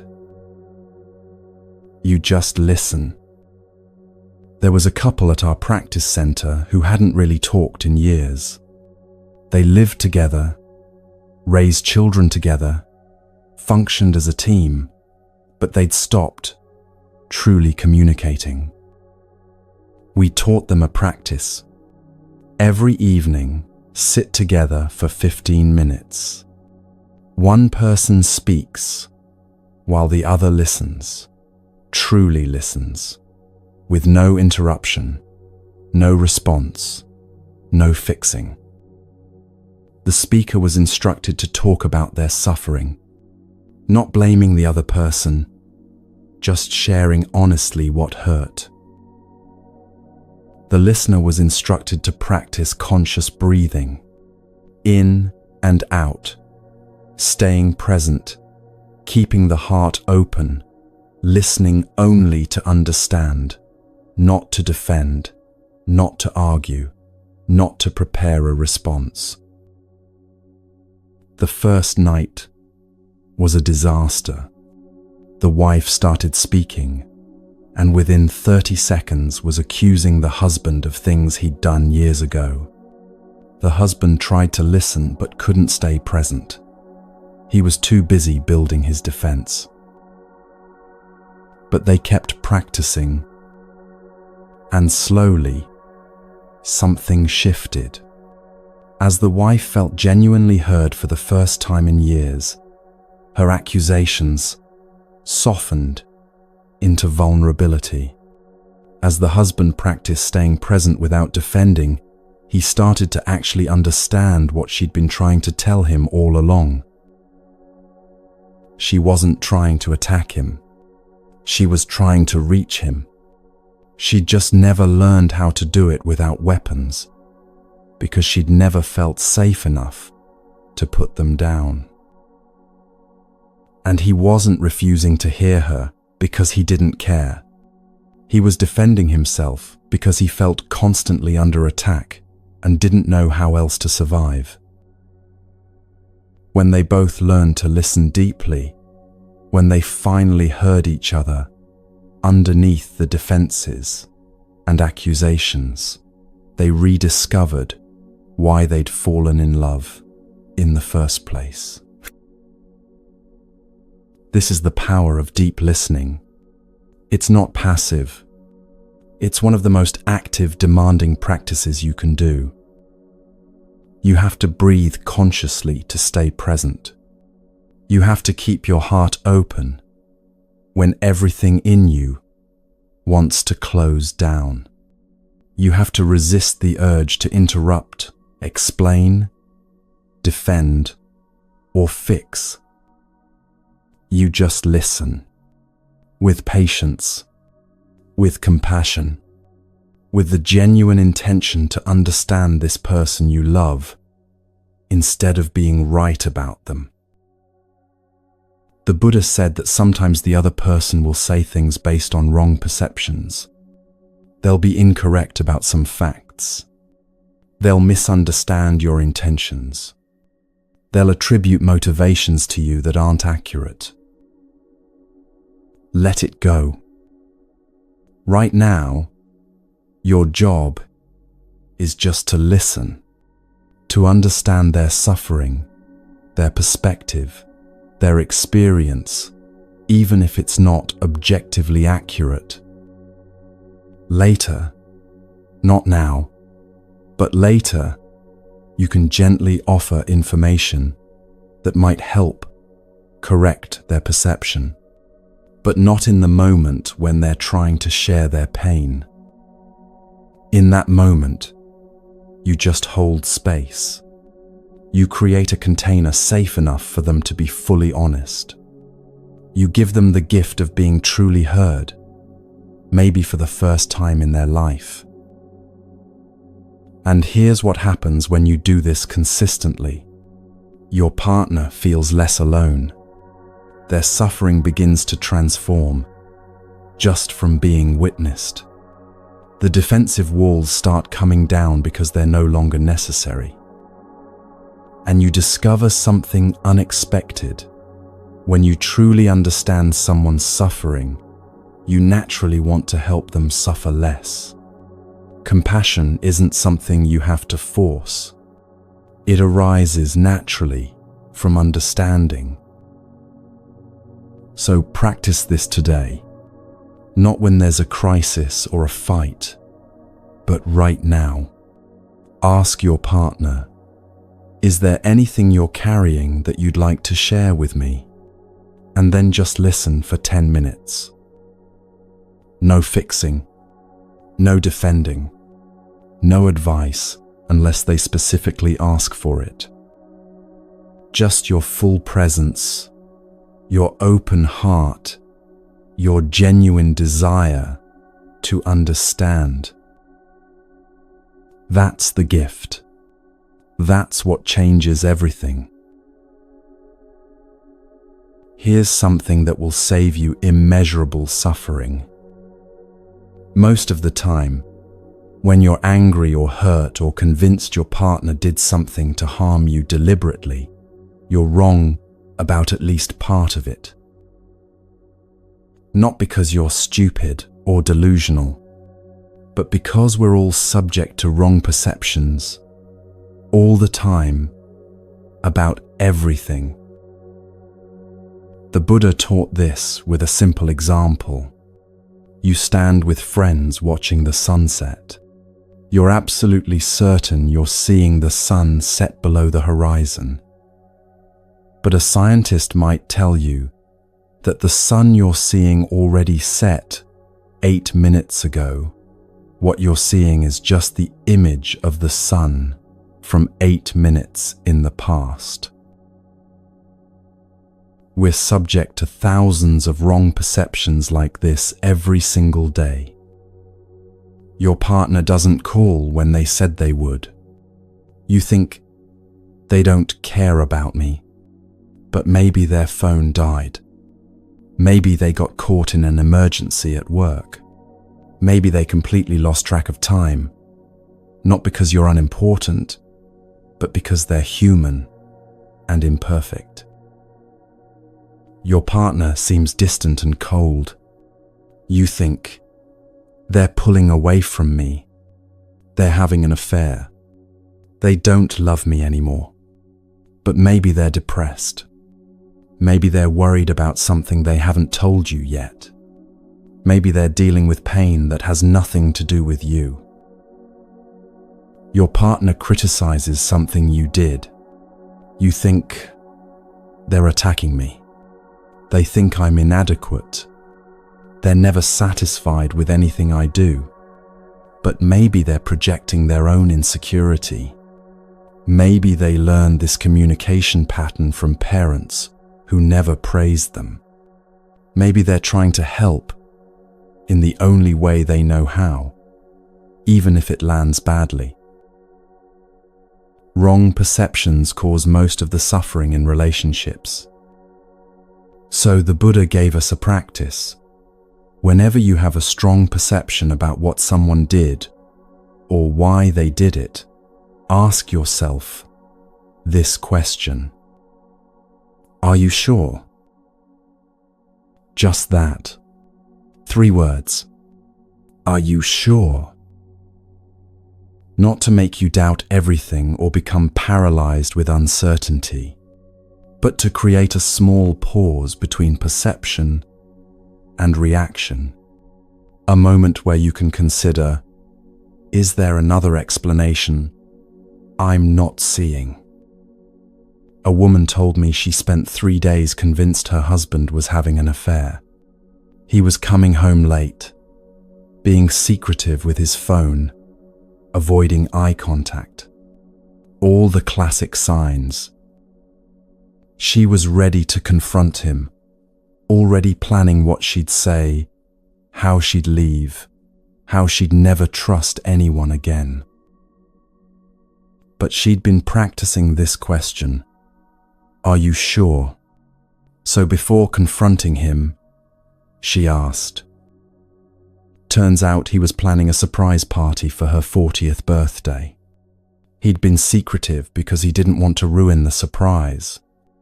He'd been distracted because he was nervous about getting all the details right.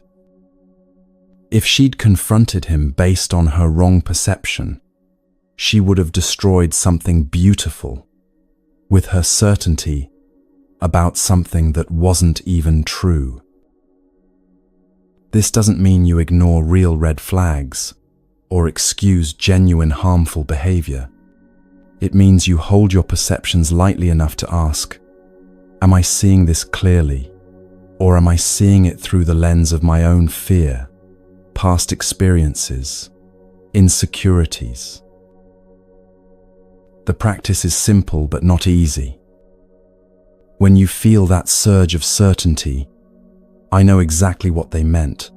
I know exactly why they did that. I know they're trying to hurt me. Pause. Take a breath. Ask yourself, are you sure? Then, instead of reacting from your perception, check it. Ask your partner, when you said that, what did you mean? When you did that, what was happening for you? Give them a chance to explain before you decide you know their motivations better than they do. Most of the time, you'll discover that what you were so certain about was at least partially wrong. And that discovery can save your relationship from a fight that didn't need to happen, words that didn't need to be said, wounds that didn't need to be opened. So practice this today. Notice your perceptions about your partner. Hold them lightly. Ask, are you sure? And watch how much suffering dissolves when you give up the need to be certain about things you can't actually know for sure. Let me teach you something that sounds simple but changes everything. How to hug. Not the quick pat on the back as you pass each other in the hallway. Not the distracted half embrace while you're thinking about what's next on your to-do list. But a real hug. A mindful hug. The kind that makes both people feel truly seen and held. The Buddha taught that we need to make each other real in our arms. Most of the time, the people we love are like ghosts to us. We see them without really seeing them. We touch them without really making contact. We're so lost in our own thoughts and worries that we forget to actually be present to the miracle of another human being right in front of us. Hugging meditation changes this. Here's how it works. Before you hug, stand facing each other.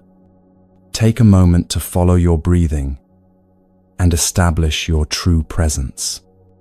Let your mind settle into your body.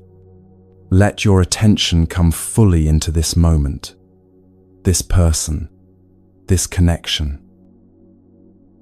Then open your arms and embrace them. First breath in and out. Become aware that you and your beloved are both alive. Right now, in this moment, both of you breathing, both of you here, both of you real. Second breath, in and out. Think about where you'll both be 300 years from now. Both gone, both returned to the earth. This moment together, temporary and precious, beyond measure. Third breath, in and out. Feel how precious it is that you're both still alive right now. That you get to hold each other. That your paths crossed in this vast universe, and you found each other. When you hug like this, the other person becomes real. Not an idea of a person, not the role they play in your life, but a living, breathing, temporary, precious human being who won't be here forever. A man told me he'd been married 23 years and had never really hugged his wife. They hugged, sure, quick embraces before leaving for work, routine gestures of affection, but he'd never been fully present for a single one of them. Then he learned hugging meditation. One evening after dinner, he asked his wife if they could try something. They stood facing each other. He felt awkward, self-conscious, wondering if this was silly, but he followed the practice. First breath, we're both alive. He felt her warmth, her solidity, her actual presence in a way he hadn't in years. Second breath, 300 years from now, his eyes filled with tears as he realized how much time they'd already wasted, how little time they had left. Third breath, precious that we're here now. He held her like she was the most valuable thing in the world, because in that moment, he realized she was. When they finally let go, both were crying. His wife said, "That's the first time I've felt you really hold me in 10 years." This is the power of presence, of actually being there, instead of just going through the motions. You don't need to wait for someone to leave on a trip to hug them like this. You don't need to wait for a special occasion. You can practice right now, today, making the people you love real in your arms.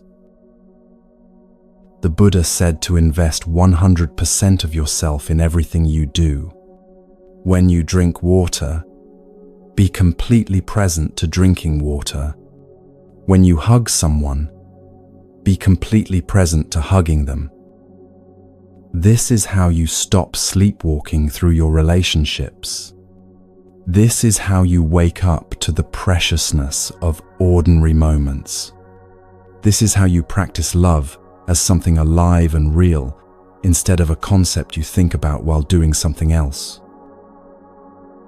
So tonight, before bed, try this with your partner. Or if you're alone, try it with a friend, a family member, even a tree in your yard. Stand facing them. Breathe together. Hug with your whole being, not just your arms.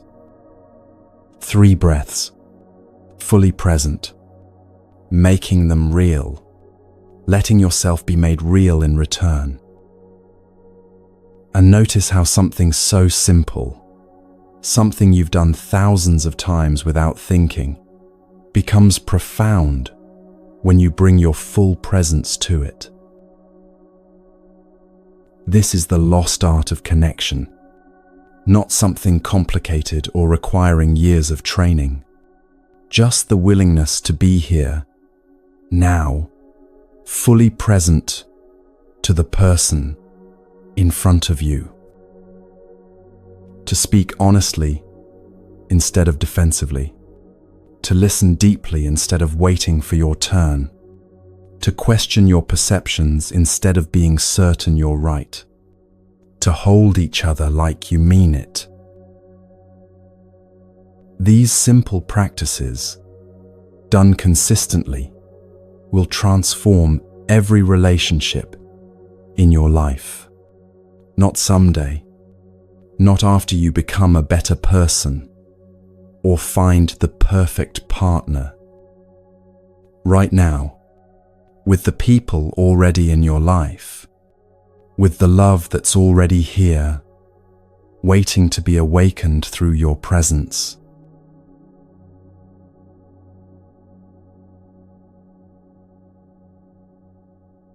The Buddha said that nothing survives without food. Not plants, not animals, not even love. This might be the most important teaching about relationships you'll ever hear. If you don't know how to feed your love, it will die. Not because you're a bad person, not because you chose wrong, but because you let it starve. Most of us think we're feeding our love when actually we're poisoning it. We consume things that drain us, surround ourselves with influences that kill connection, fill our minds with toxic material, and wonder why our relationships feel depleted. The Buddha taught that there are 4 kinds of food we consume every day. 4 sources of nourishment that either strengthen love or weaken it. Edible food, what you put in your mouth. Sensory food, what you consume with your eyes, ears, and awareness. Volition, the intention and desire that drives you. And consciousness, your environment, and the collective energy around you. Most people only think about the first one, but the other 3 are just as important, maybe more so. Let's look at what you're actually feeding your love. Your body is not separate from your mind. Your mind is not separate from your love. When you eat in a way that harms your body, you harm your capacity to love. When you respect your body through mindful eating, you strengthen everything, your energy, your patience, your ability to be present, your emotional stability. This isn't about following a perfect diet or never enjoying food. It's about recognizing that how you treat your body affects how you treat others. A man told me he was always exhausted and irritable with his family. Quick to anger, impossible to please, constantly drained. He blamed his job, his kids, his wife's demands. Then someone asked him, "What did you eat today?" He listed it off. Fast food for breakfast, skipped lunch because he was too busy, 3 energy drinks, vending machine dinner while working late, every single day. His body was running on poison and stress, hormones. Of course, he had no patience for his family. Of course, everything felt overwhelming. He was trying to love people while actively destroying the vehicle through which love flows. He started one simple practice. Eat 1 real meal a day with awareness. Not while working, not while scrolling his phone, just eating, tasting, being present to the nourishment entering his body. Within 2 weeks, his family noticed the difference. He was calmer, more present, less reactive, not because the external pressures changed, but because he stopped poisoning himself and started actually nourishing his body. The Buddha taught that eating with moderation is an act of love. Love for your body, which works so hard to keep you alive. Love for the earth, which grew the food you eat. Love for the people around you, who deserve your best energy instead of your exhausted, undernourished irritability. You don't have to become a health fanatic. You just have to pay attention. Notice how different foods make you feel. Notice when you're eating because you're hungry versus eating to numb emotions. Notice when you're feeding your body versus just filling a hole. And ask yourself, is what I'm consuming helping me love better or making it harder? Because if you can't respect your own body enough to feed it well, how can you respect someone else's body? If you're constantly depleted and running on empty, what do you have to offer? This is the first food. Simple, but profound. Treat your body like the sacred vessel it is. Now we come to something most people never consider: sensory food. Everything you consume with your eyes, ears, nose, and mind becomes part of you. Every image, every song, every conversation, every piece of media, it all enters your consciousness and shapes who you are. When you read a magazine full of anger and division, you consume that anger. When you watch violent shows before bed, you consume that violence. When you scroll through social media comparing yourself to others, you consume inadequacy and envy. And then you bring all of that to your relationship and wonder why you feel disconnected, anxious, irritable. The Buddha taught that if you consume toxic sensory impressions, they will feed your craving, anger, and fear. You become what you consume. A couple told me they spent every evening together, but felt completely disconnected. They'd come home from work, eat dinner in front of the television, watch shows until bedtime, then sleep. Every day the same routine. I asked them, "What are you watching?" Crime shows, murder mysteries, news programs cycling through disasters and outrage. 3 hours every night of violence, fear, anger, tragedy. Then they'd wonder why they couldn't sleep, why they felt anxious all the time, why they had nothing to talk about except complaints about the state of the world. I suggested they try something for 1 week. Turn off the television. Spend those 3 hours doing something else together. The first night was uncomfortable. They didn't know what to do without the screen to fill the space.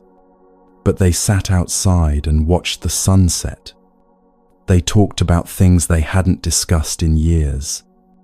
They remembered why they liked each other. By the end of the week, both felt lighter, calmer, more connected. Not because they'd solved any major problems, but because they'd stopped consuming poison and started consuming beauty instead. This doesn't mean you can never watch television or read the news. It means being conscious of what you're feeding yourself. If you spend an hour scrolling through content that makes you feel inadequate, anxious, or angry, that's what you're feeding your love. You'll bring that energy to your partner whether you mean to or not.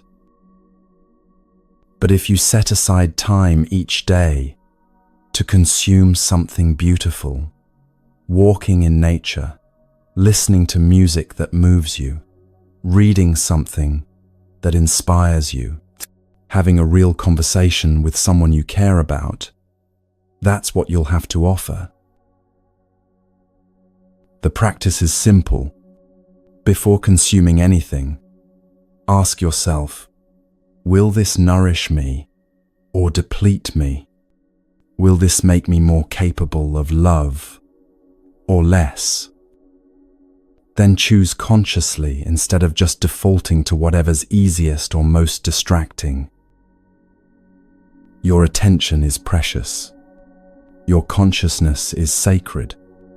What you allow into it shapes everything about you, including your capacity to love. So be careful what you consume. Feed yourself beauty when you can. Protect your awareness from unnecessary poison. Give yourself the sensory nourishment that makes love possible. The third kind of food is volition. Your intention, your desire, the motivation that drives everything you do. This is the energy that keeps you alive, the fuel that gets you out of bed each morning, the reason beneath all your choices. And most people have never examined it. What do you actually want? Not what you think you should want. Not what your parents wanted for you or society expects, but deep down, in your most honest moments, what is your deepest aspiration? Because if your volition is toxic, it will poison everything else. If you're driven by the need to prove you're better than others, that competitiveness will seep into your relationship. If you're motivated by fear of failure, that anxiety will contaminate your love.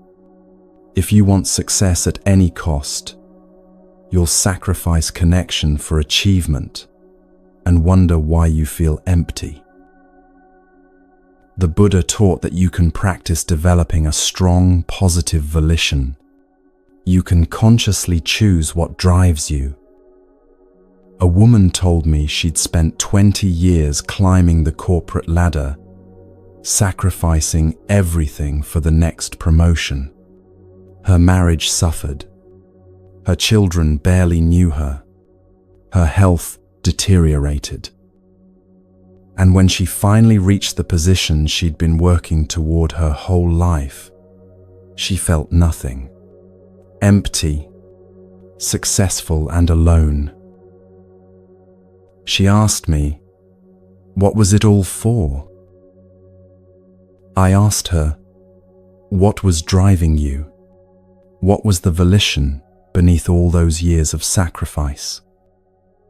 She was quiet for a long time. Then she said, I wanted to prove I was worthy.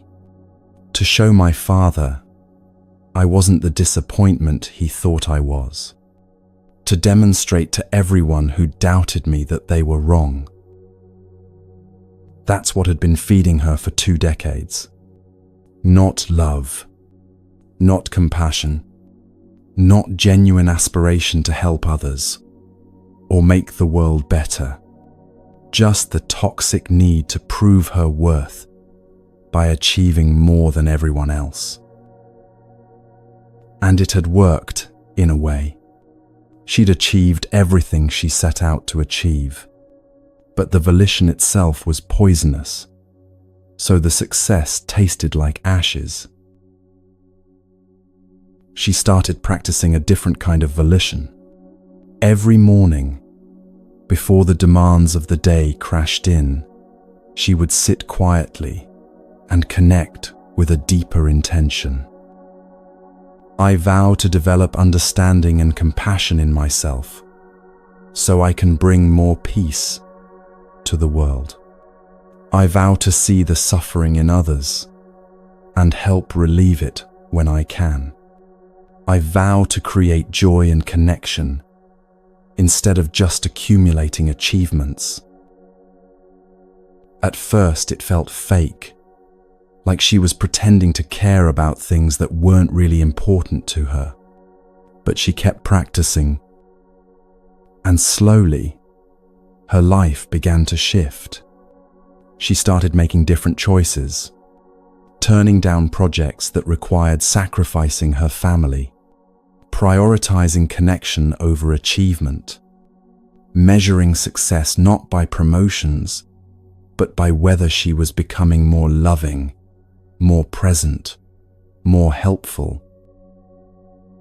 This is what it means to feed your love with healthy volition, to consciously choose an intention rooted in compassion instead of fear, in contribution instead of competition, in love instead of the desperate need to prove something. So ask yourself right now, what's driving you? What desire is underneath all your daily activities? If you don't like the answer, you can change it, not by force or willpower, but by practice, by consciously reconnecting each day with a deeper, truer aspiration. When your volition is healthy, when you're driven by the intention to love and serve and grow, everything else becomes easier. Your relationship flourishes because you're no longer using it as a means to prove something or get something. You're just loving because that's what you've chosen to be about. The fourth source of nourishment is consciousness itself, both your individual consciousness and the collective consciousness of your environment. You become like the people you spend time with. You absorb the energy of the places where you live and work. You're shaped by the culture around you, whether you realize it or not. If you live in an environment where people are constantly angry and cynical, you'll become more angry and cynical. If you surround yourself with people who are bitter about relationships, you'll absorb that bitterness. If everyone around you treats love as a transaction or a competition, that will seep into your own relationships. But the opposite is also true. If you spend time with people who practice understanding and compassion, you'll naturally become more understanding and compassionate. If you're part of a community where people support each other's growth, you'll find it easier to grow. If you're surrounded by healthy relationships, your own relationship has a much better chance of thriving. A man told me his marriage was falling apart, and he didn't know why. He loved his wife. She loved him, but they couldn't seem to make it work. I asked him about their community. Who do you spend time with? Who are your closest friends? He listed them off. Every single one was divorced or in a miserable relationship. Every gathering turned into people complaining about their partners, making jokes about how marriage is a trap, reinforcing the belief that long-term love is impossible. He was swimming in toxic water and wondering why he kept getting sick.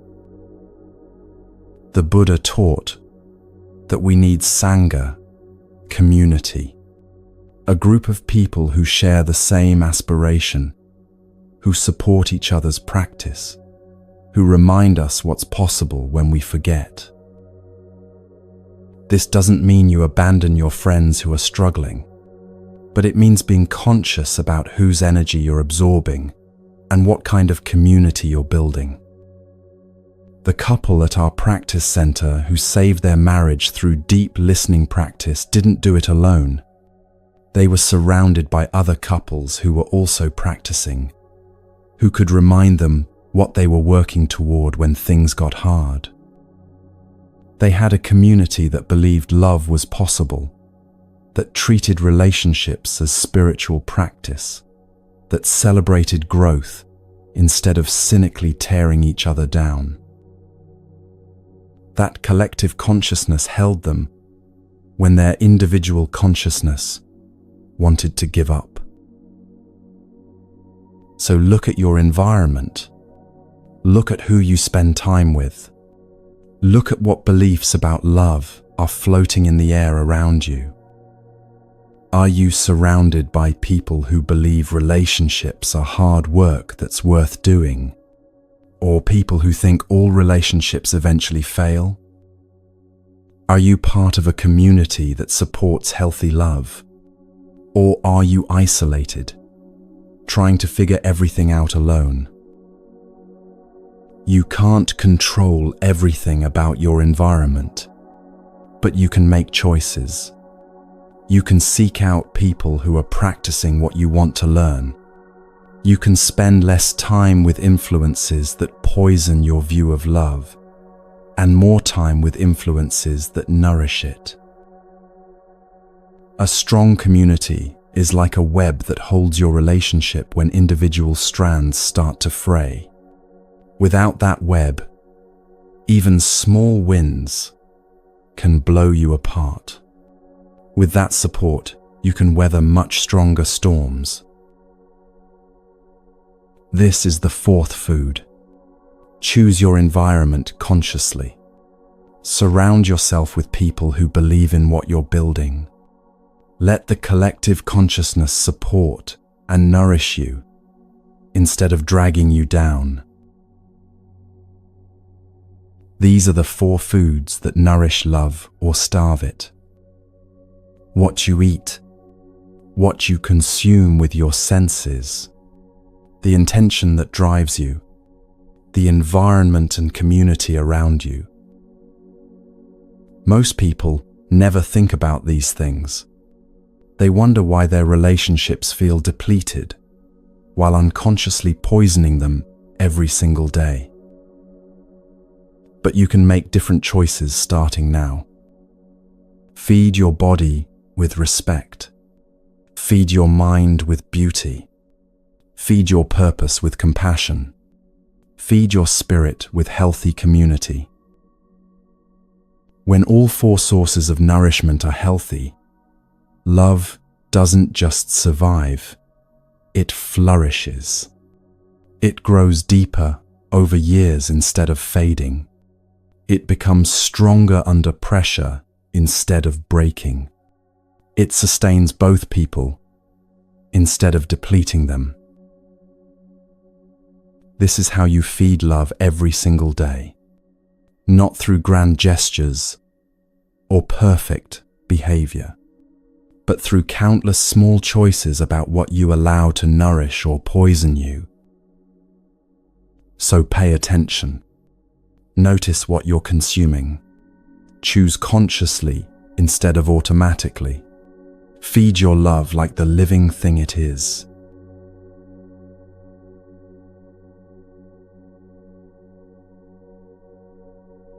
Everything we've explored becomes real through practice. Not theory, not good intentions, not understanding the concepts intellectually and then doing nothing with them. Practice. The Buddha didn't teach philosophy for people to think about. He taught practices for people to live.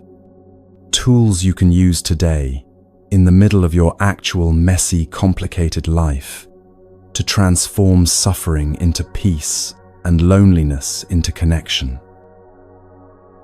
These aren't advanced techniques requiring years of training.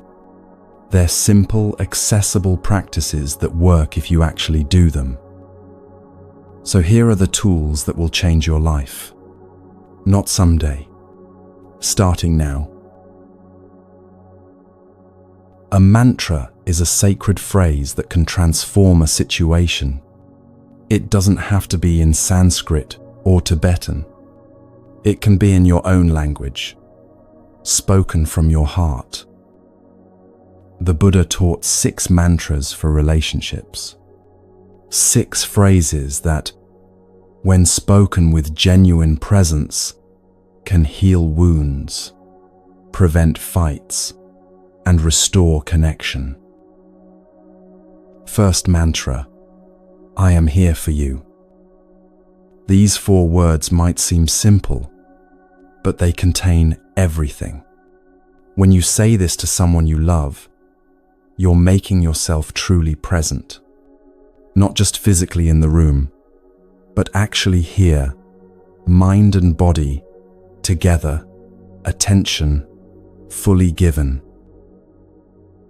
Most of the time we're physically present, but mentally, somewhere else. Thinking about work, scrolling our phones, planning what's next.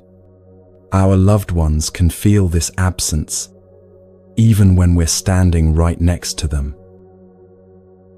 But when you stop, breathe, gather yourself completely, and say, "Darling, I am here for you," something shifts. You become real to them. They become real to you. Life becomes real in that moment instead of something you're rushing through on your way to somewhere else. Try this today. Look at someone you love, take a breath, and say these words like you mean them.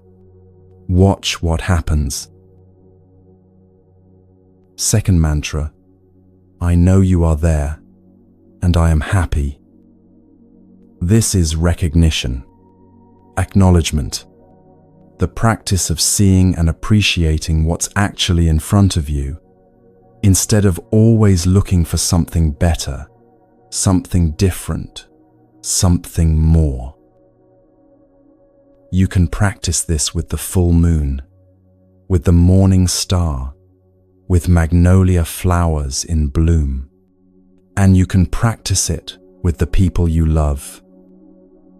When you look at your partner and really see them, not taking them for granted, not seeing them as a function they perform, but actually recognizing their presence as a gift, and you say, I know you are there, and I am happy, you create joy for both of you. We spend so much time wishing things were different that we miss what's already here. This mantra brings you back to what's real, what's present, what's worth celebrating right now. Third mantra, I know you are suffering. That is why I am here for you. This is the mantra for when someone you love is in pain. You don't have to fix anything. You don't have to make it better immediately. You just have to see their suffering and let them know they're not alone in it. When you're mindful, you notice when your loved one is suffering. Maybe they don't say anything. Maybe they're trying to hide it. But you see it in their eyes, their posture, the way they're holding tension in their body. Instead of ignoring it or hoping it goes away, you practice true presence. You sit close to them and say, Darling, I know you are suffering. That is why I am here for you. Just those words, spoken with genuine care, can relieve more suffering than 1,000 attempts to fix or explain or make it all better. Your presence is the gift. Your witness is the medicine. Fourth mantra, I am suffering. Please help. This might be the hardest mantra to speak because it requires complete vulnerability. When you're hurt, especially if you believe the person you love caused your hurt, everything in you wants to withdraw. You want to lock yourself in your room, nurse your wounds alone, punish them with your absence. But the Buddha taught that this is exactly when you need to go to them and ask for help. Not, you hurt me and you need to fix it. Not, this is your fault. Just, I am suffering and I need your help. A woman told me she spent 3 days in silent rage at her husband. He'd said something thoughtless that cut deep, and instead of telling him, she just froze him out. Cold silence, angry glances, the withholding of all warmth and connection. Finally, exhausted by her own anger, she remembered this mantra. She went to him and said, I am suffering. Please help me. He'd been waiting 3 days for permission to approach her. He sat down, took her hand, and said, Tell me what you need. That's the power of this mantra. It breaks through pride and opens the door to actual connection instead of silent warfare. Fifth mantra, this is a happy moment. Use this mantra to wake yourself up to the conditions of happiness that are already present. Maybe you're sitting together doing nothing special. Maybe you're walking hand in hand. Maybe you're eating a simple meal together. And you pause, look around, feel the moment fully, and say, this is a happy moment. Not fake positivity, not pretending everything is perfect, just honest recognition that right now, in this ordinary moment, you have so much to be grateful for. We're always waiting for happiness to arrive in some big dramatic way. The perfect vacation, the ideal circumstances, the moment when everything finally lines up. But happiness is here now, if you have eyes to see it. You're alive. The person you love is alive. You're together. The sun is shining, or the rain is falling. You have food to eat and air to breathe. This mantra helps you stop missing your life while waiting for something better. Sixth mantra, you are partly right. This is the mantra of humility. When someone praises you, you can say, you are partly right. You know you have good qualities, but you're not perfect. You don't let praise inflate your ego and make you forget your humanity. When someone criticizes you, you can also say, you are partly right. You know you have weaknesses, areas where you need to grow. You don't need to defend yourself as if admitting imperfection would destroy you. This mantra keeps you balanced, not superior when praised, not destroyed when criticized, just human, containing both strengths and weaknesses, always learning, always growing. These 6 mantras are tools you can use every single day. Write them down if you need to. Keep them in your pocket. Practice them until they become natural. They're not magic spells that make problems disappear, but they're reliable practices that create openings for connection when connection feels impossible. Now let's practice something that will fundamentally change your relationship with yourself and everyone around you. This is metta meditation, loving kindness meditation, adapted from ancient Buddhist practice, but completely accessible to anyone right now. The practice begins with you, always with you. Find a comfortable position. You can sit, lie down, whatever allows you to be still and present. Close your eyes if that feels comfortable. Take a few deep breaths to settle your body and mind. Now, speaking either aloud or silently to yourself, begin with these phrases.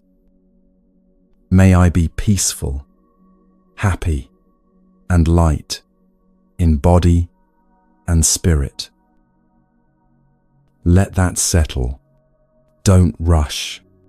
Actually wish this for yourself. May I be safe and free from injury. Breathe with it. Mean it. May I be free from anger, afflictions, fear, and anxiety. Notice what arises when you say this. Don't judge it. Just notice. May I learn to look at myself with the eyes of understanding and love. This one might be hard. Most of us have spent years looking at ourselves with judgment and criticism, but practice anyway. May I be able to recognize and touch the seeds of joy and happiness in myself. They're there, even if buried under layers of suffering. They're there. May I learn to identify and see the sources of anger, craving, and delusion in myself. Not to judge them, to see them clearly so you can transform them. May I know how to nourish the seeds of joy in myself every day. This is the practice we've been talking about. Feeding the good, starving the harmful. May I be able to live fresh, solid, and free. Feel what this would be like. Alive, grounded, unbound. May I be free from attachment and aversion, but not be indifferent. This last one is important. Free doesn't mean you don't care. It means you care without clinging or pushing away. Practice this for yourself until it starts to feel genuine. Not just words, but actual wishes for your own well-being. Then, when you're ready, extend the practice outward. Choose someone you like, someone easy to love.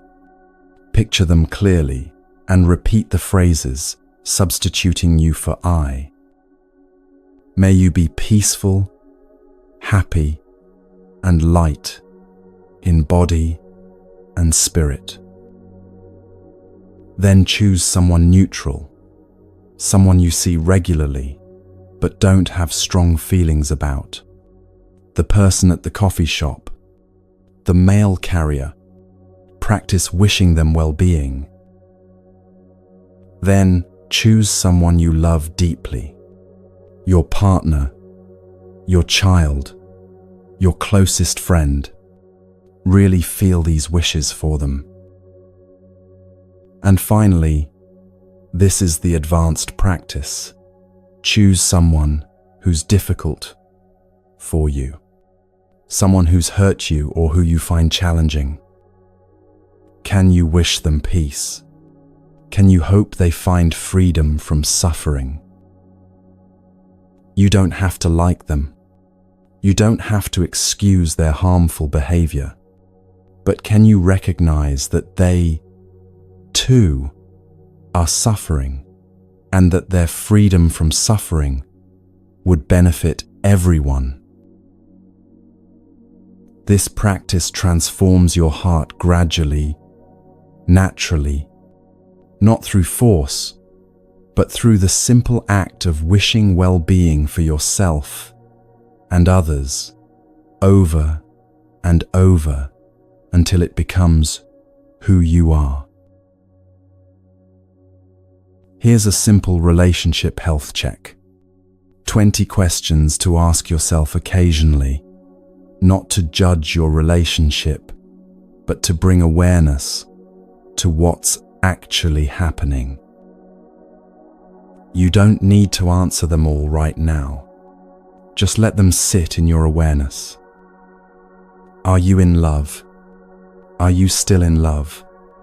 Do you want to reconnect with the person who used to be the one you love?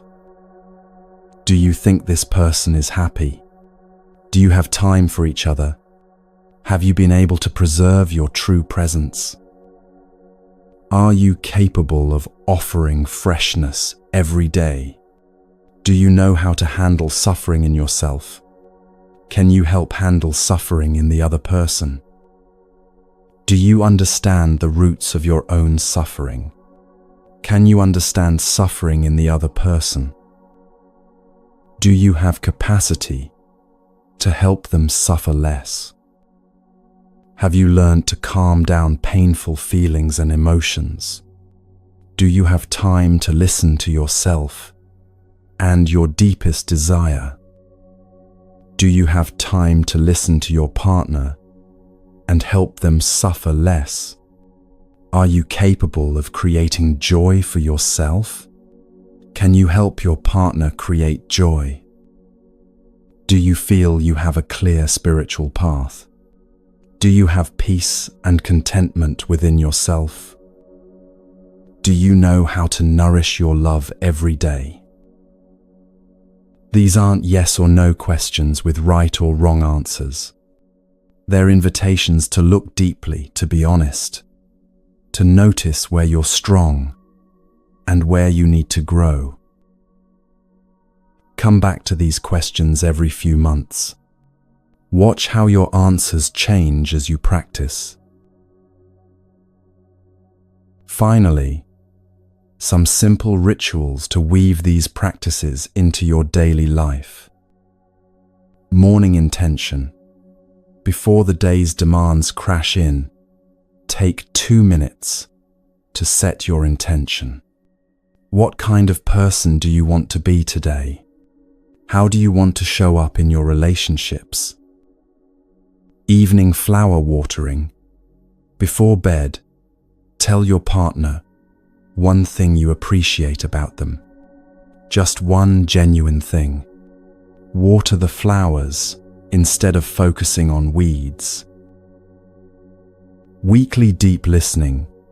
Set aside time each week where you sit together and really listen to each other. No fixing, no defending, no advice, unless asked. Just presence and understanding. The practice of reverence. Treat your partner with the respect you'd give an honored guest. Even after years together, they still deserve your full attention and care.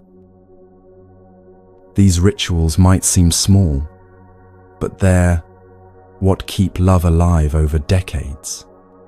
Not grand gestures or perfect behavior, but consistent small acts of mindfulness and care. The Buddha taught that transformation can happen very quickly when you practice sincerely. You don't need years of training. You just need to begin. So begin today. Choose one practice from this section. Just one. And actually do it. Not perfectly, not with complete understanding of all the nuances.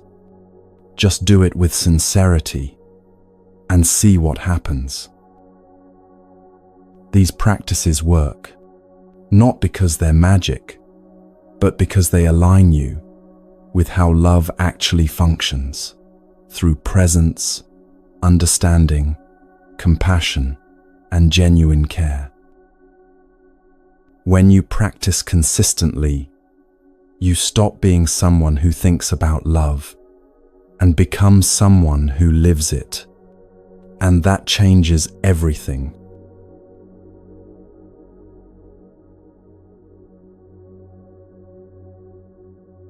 So here we are, at the end of this journey together. You now know that love isn't something that just happens to you. It's an art you can learn, a practice you can cultivate, a capacity you can develop day by day. Your heart can expand from a cup into a river. You can learn to generate your own happiness instead of demanding it from others. You can understand suffering deeply enough to transform it. You can speak and listen in ways that create genuine connection. None of this requires perfection. You'll make mistakes. We all do. But mistakes become compost for growth when you meet them with awareness instead of shame. Start small today. Choose one practice. Maybe the 3 sentences when you're suffering. Maybe hugging with presence. Maybe one moment of genuine listening. Just one thing. Build from there. And remember, you're not alone in this. Wherever you're listening from right now, whether it's morning light or deep night, whether you're feeling hopeful or heartbroken, you're part of a global community, learning to love more skillfully. May your heart expand like a river, capable of holding everything with grace. May you water the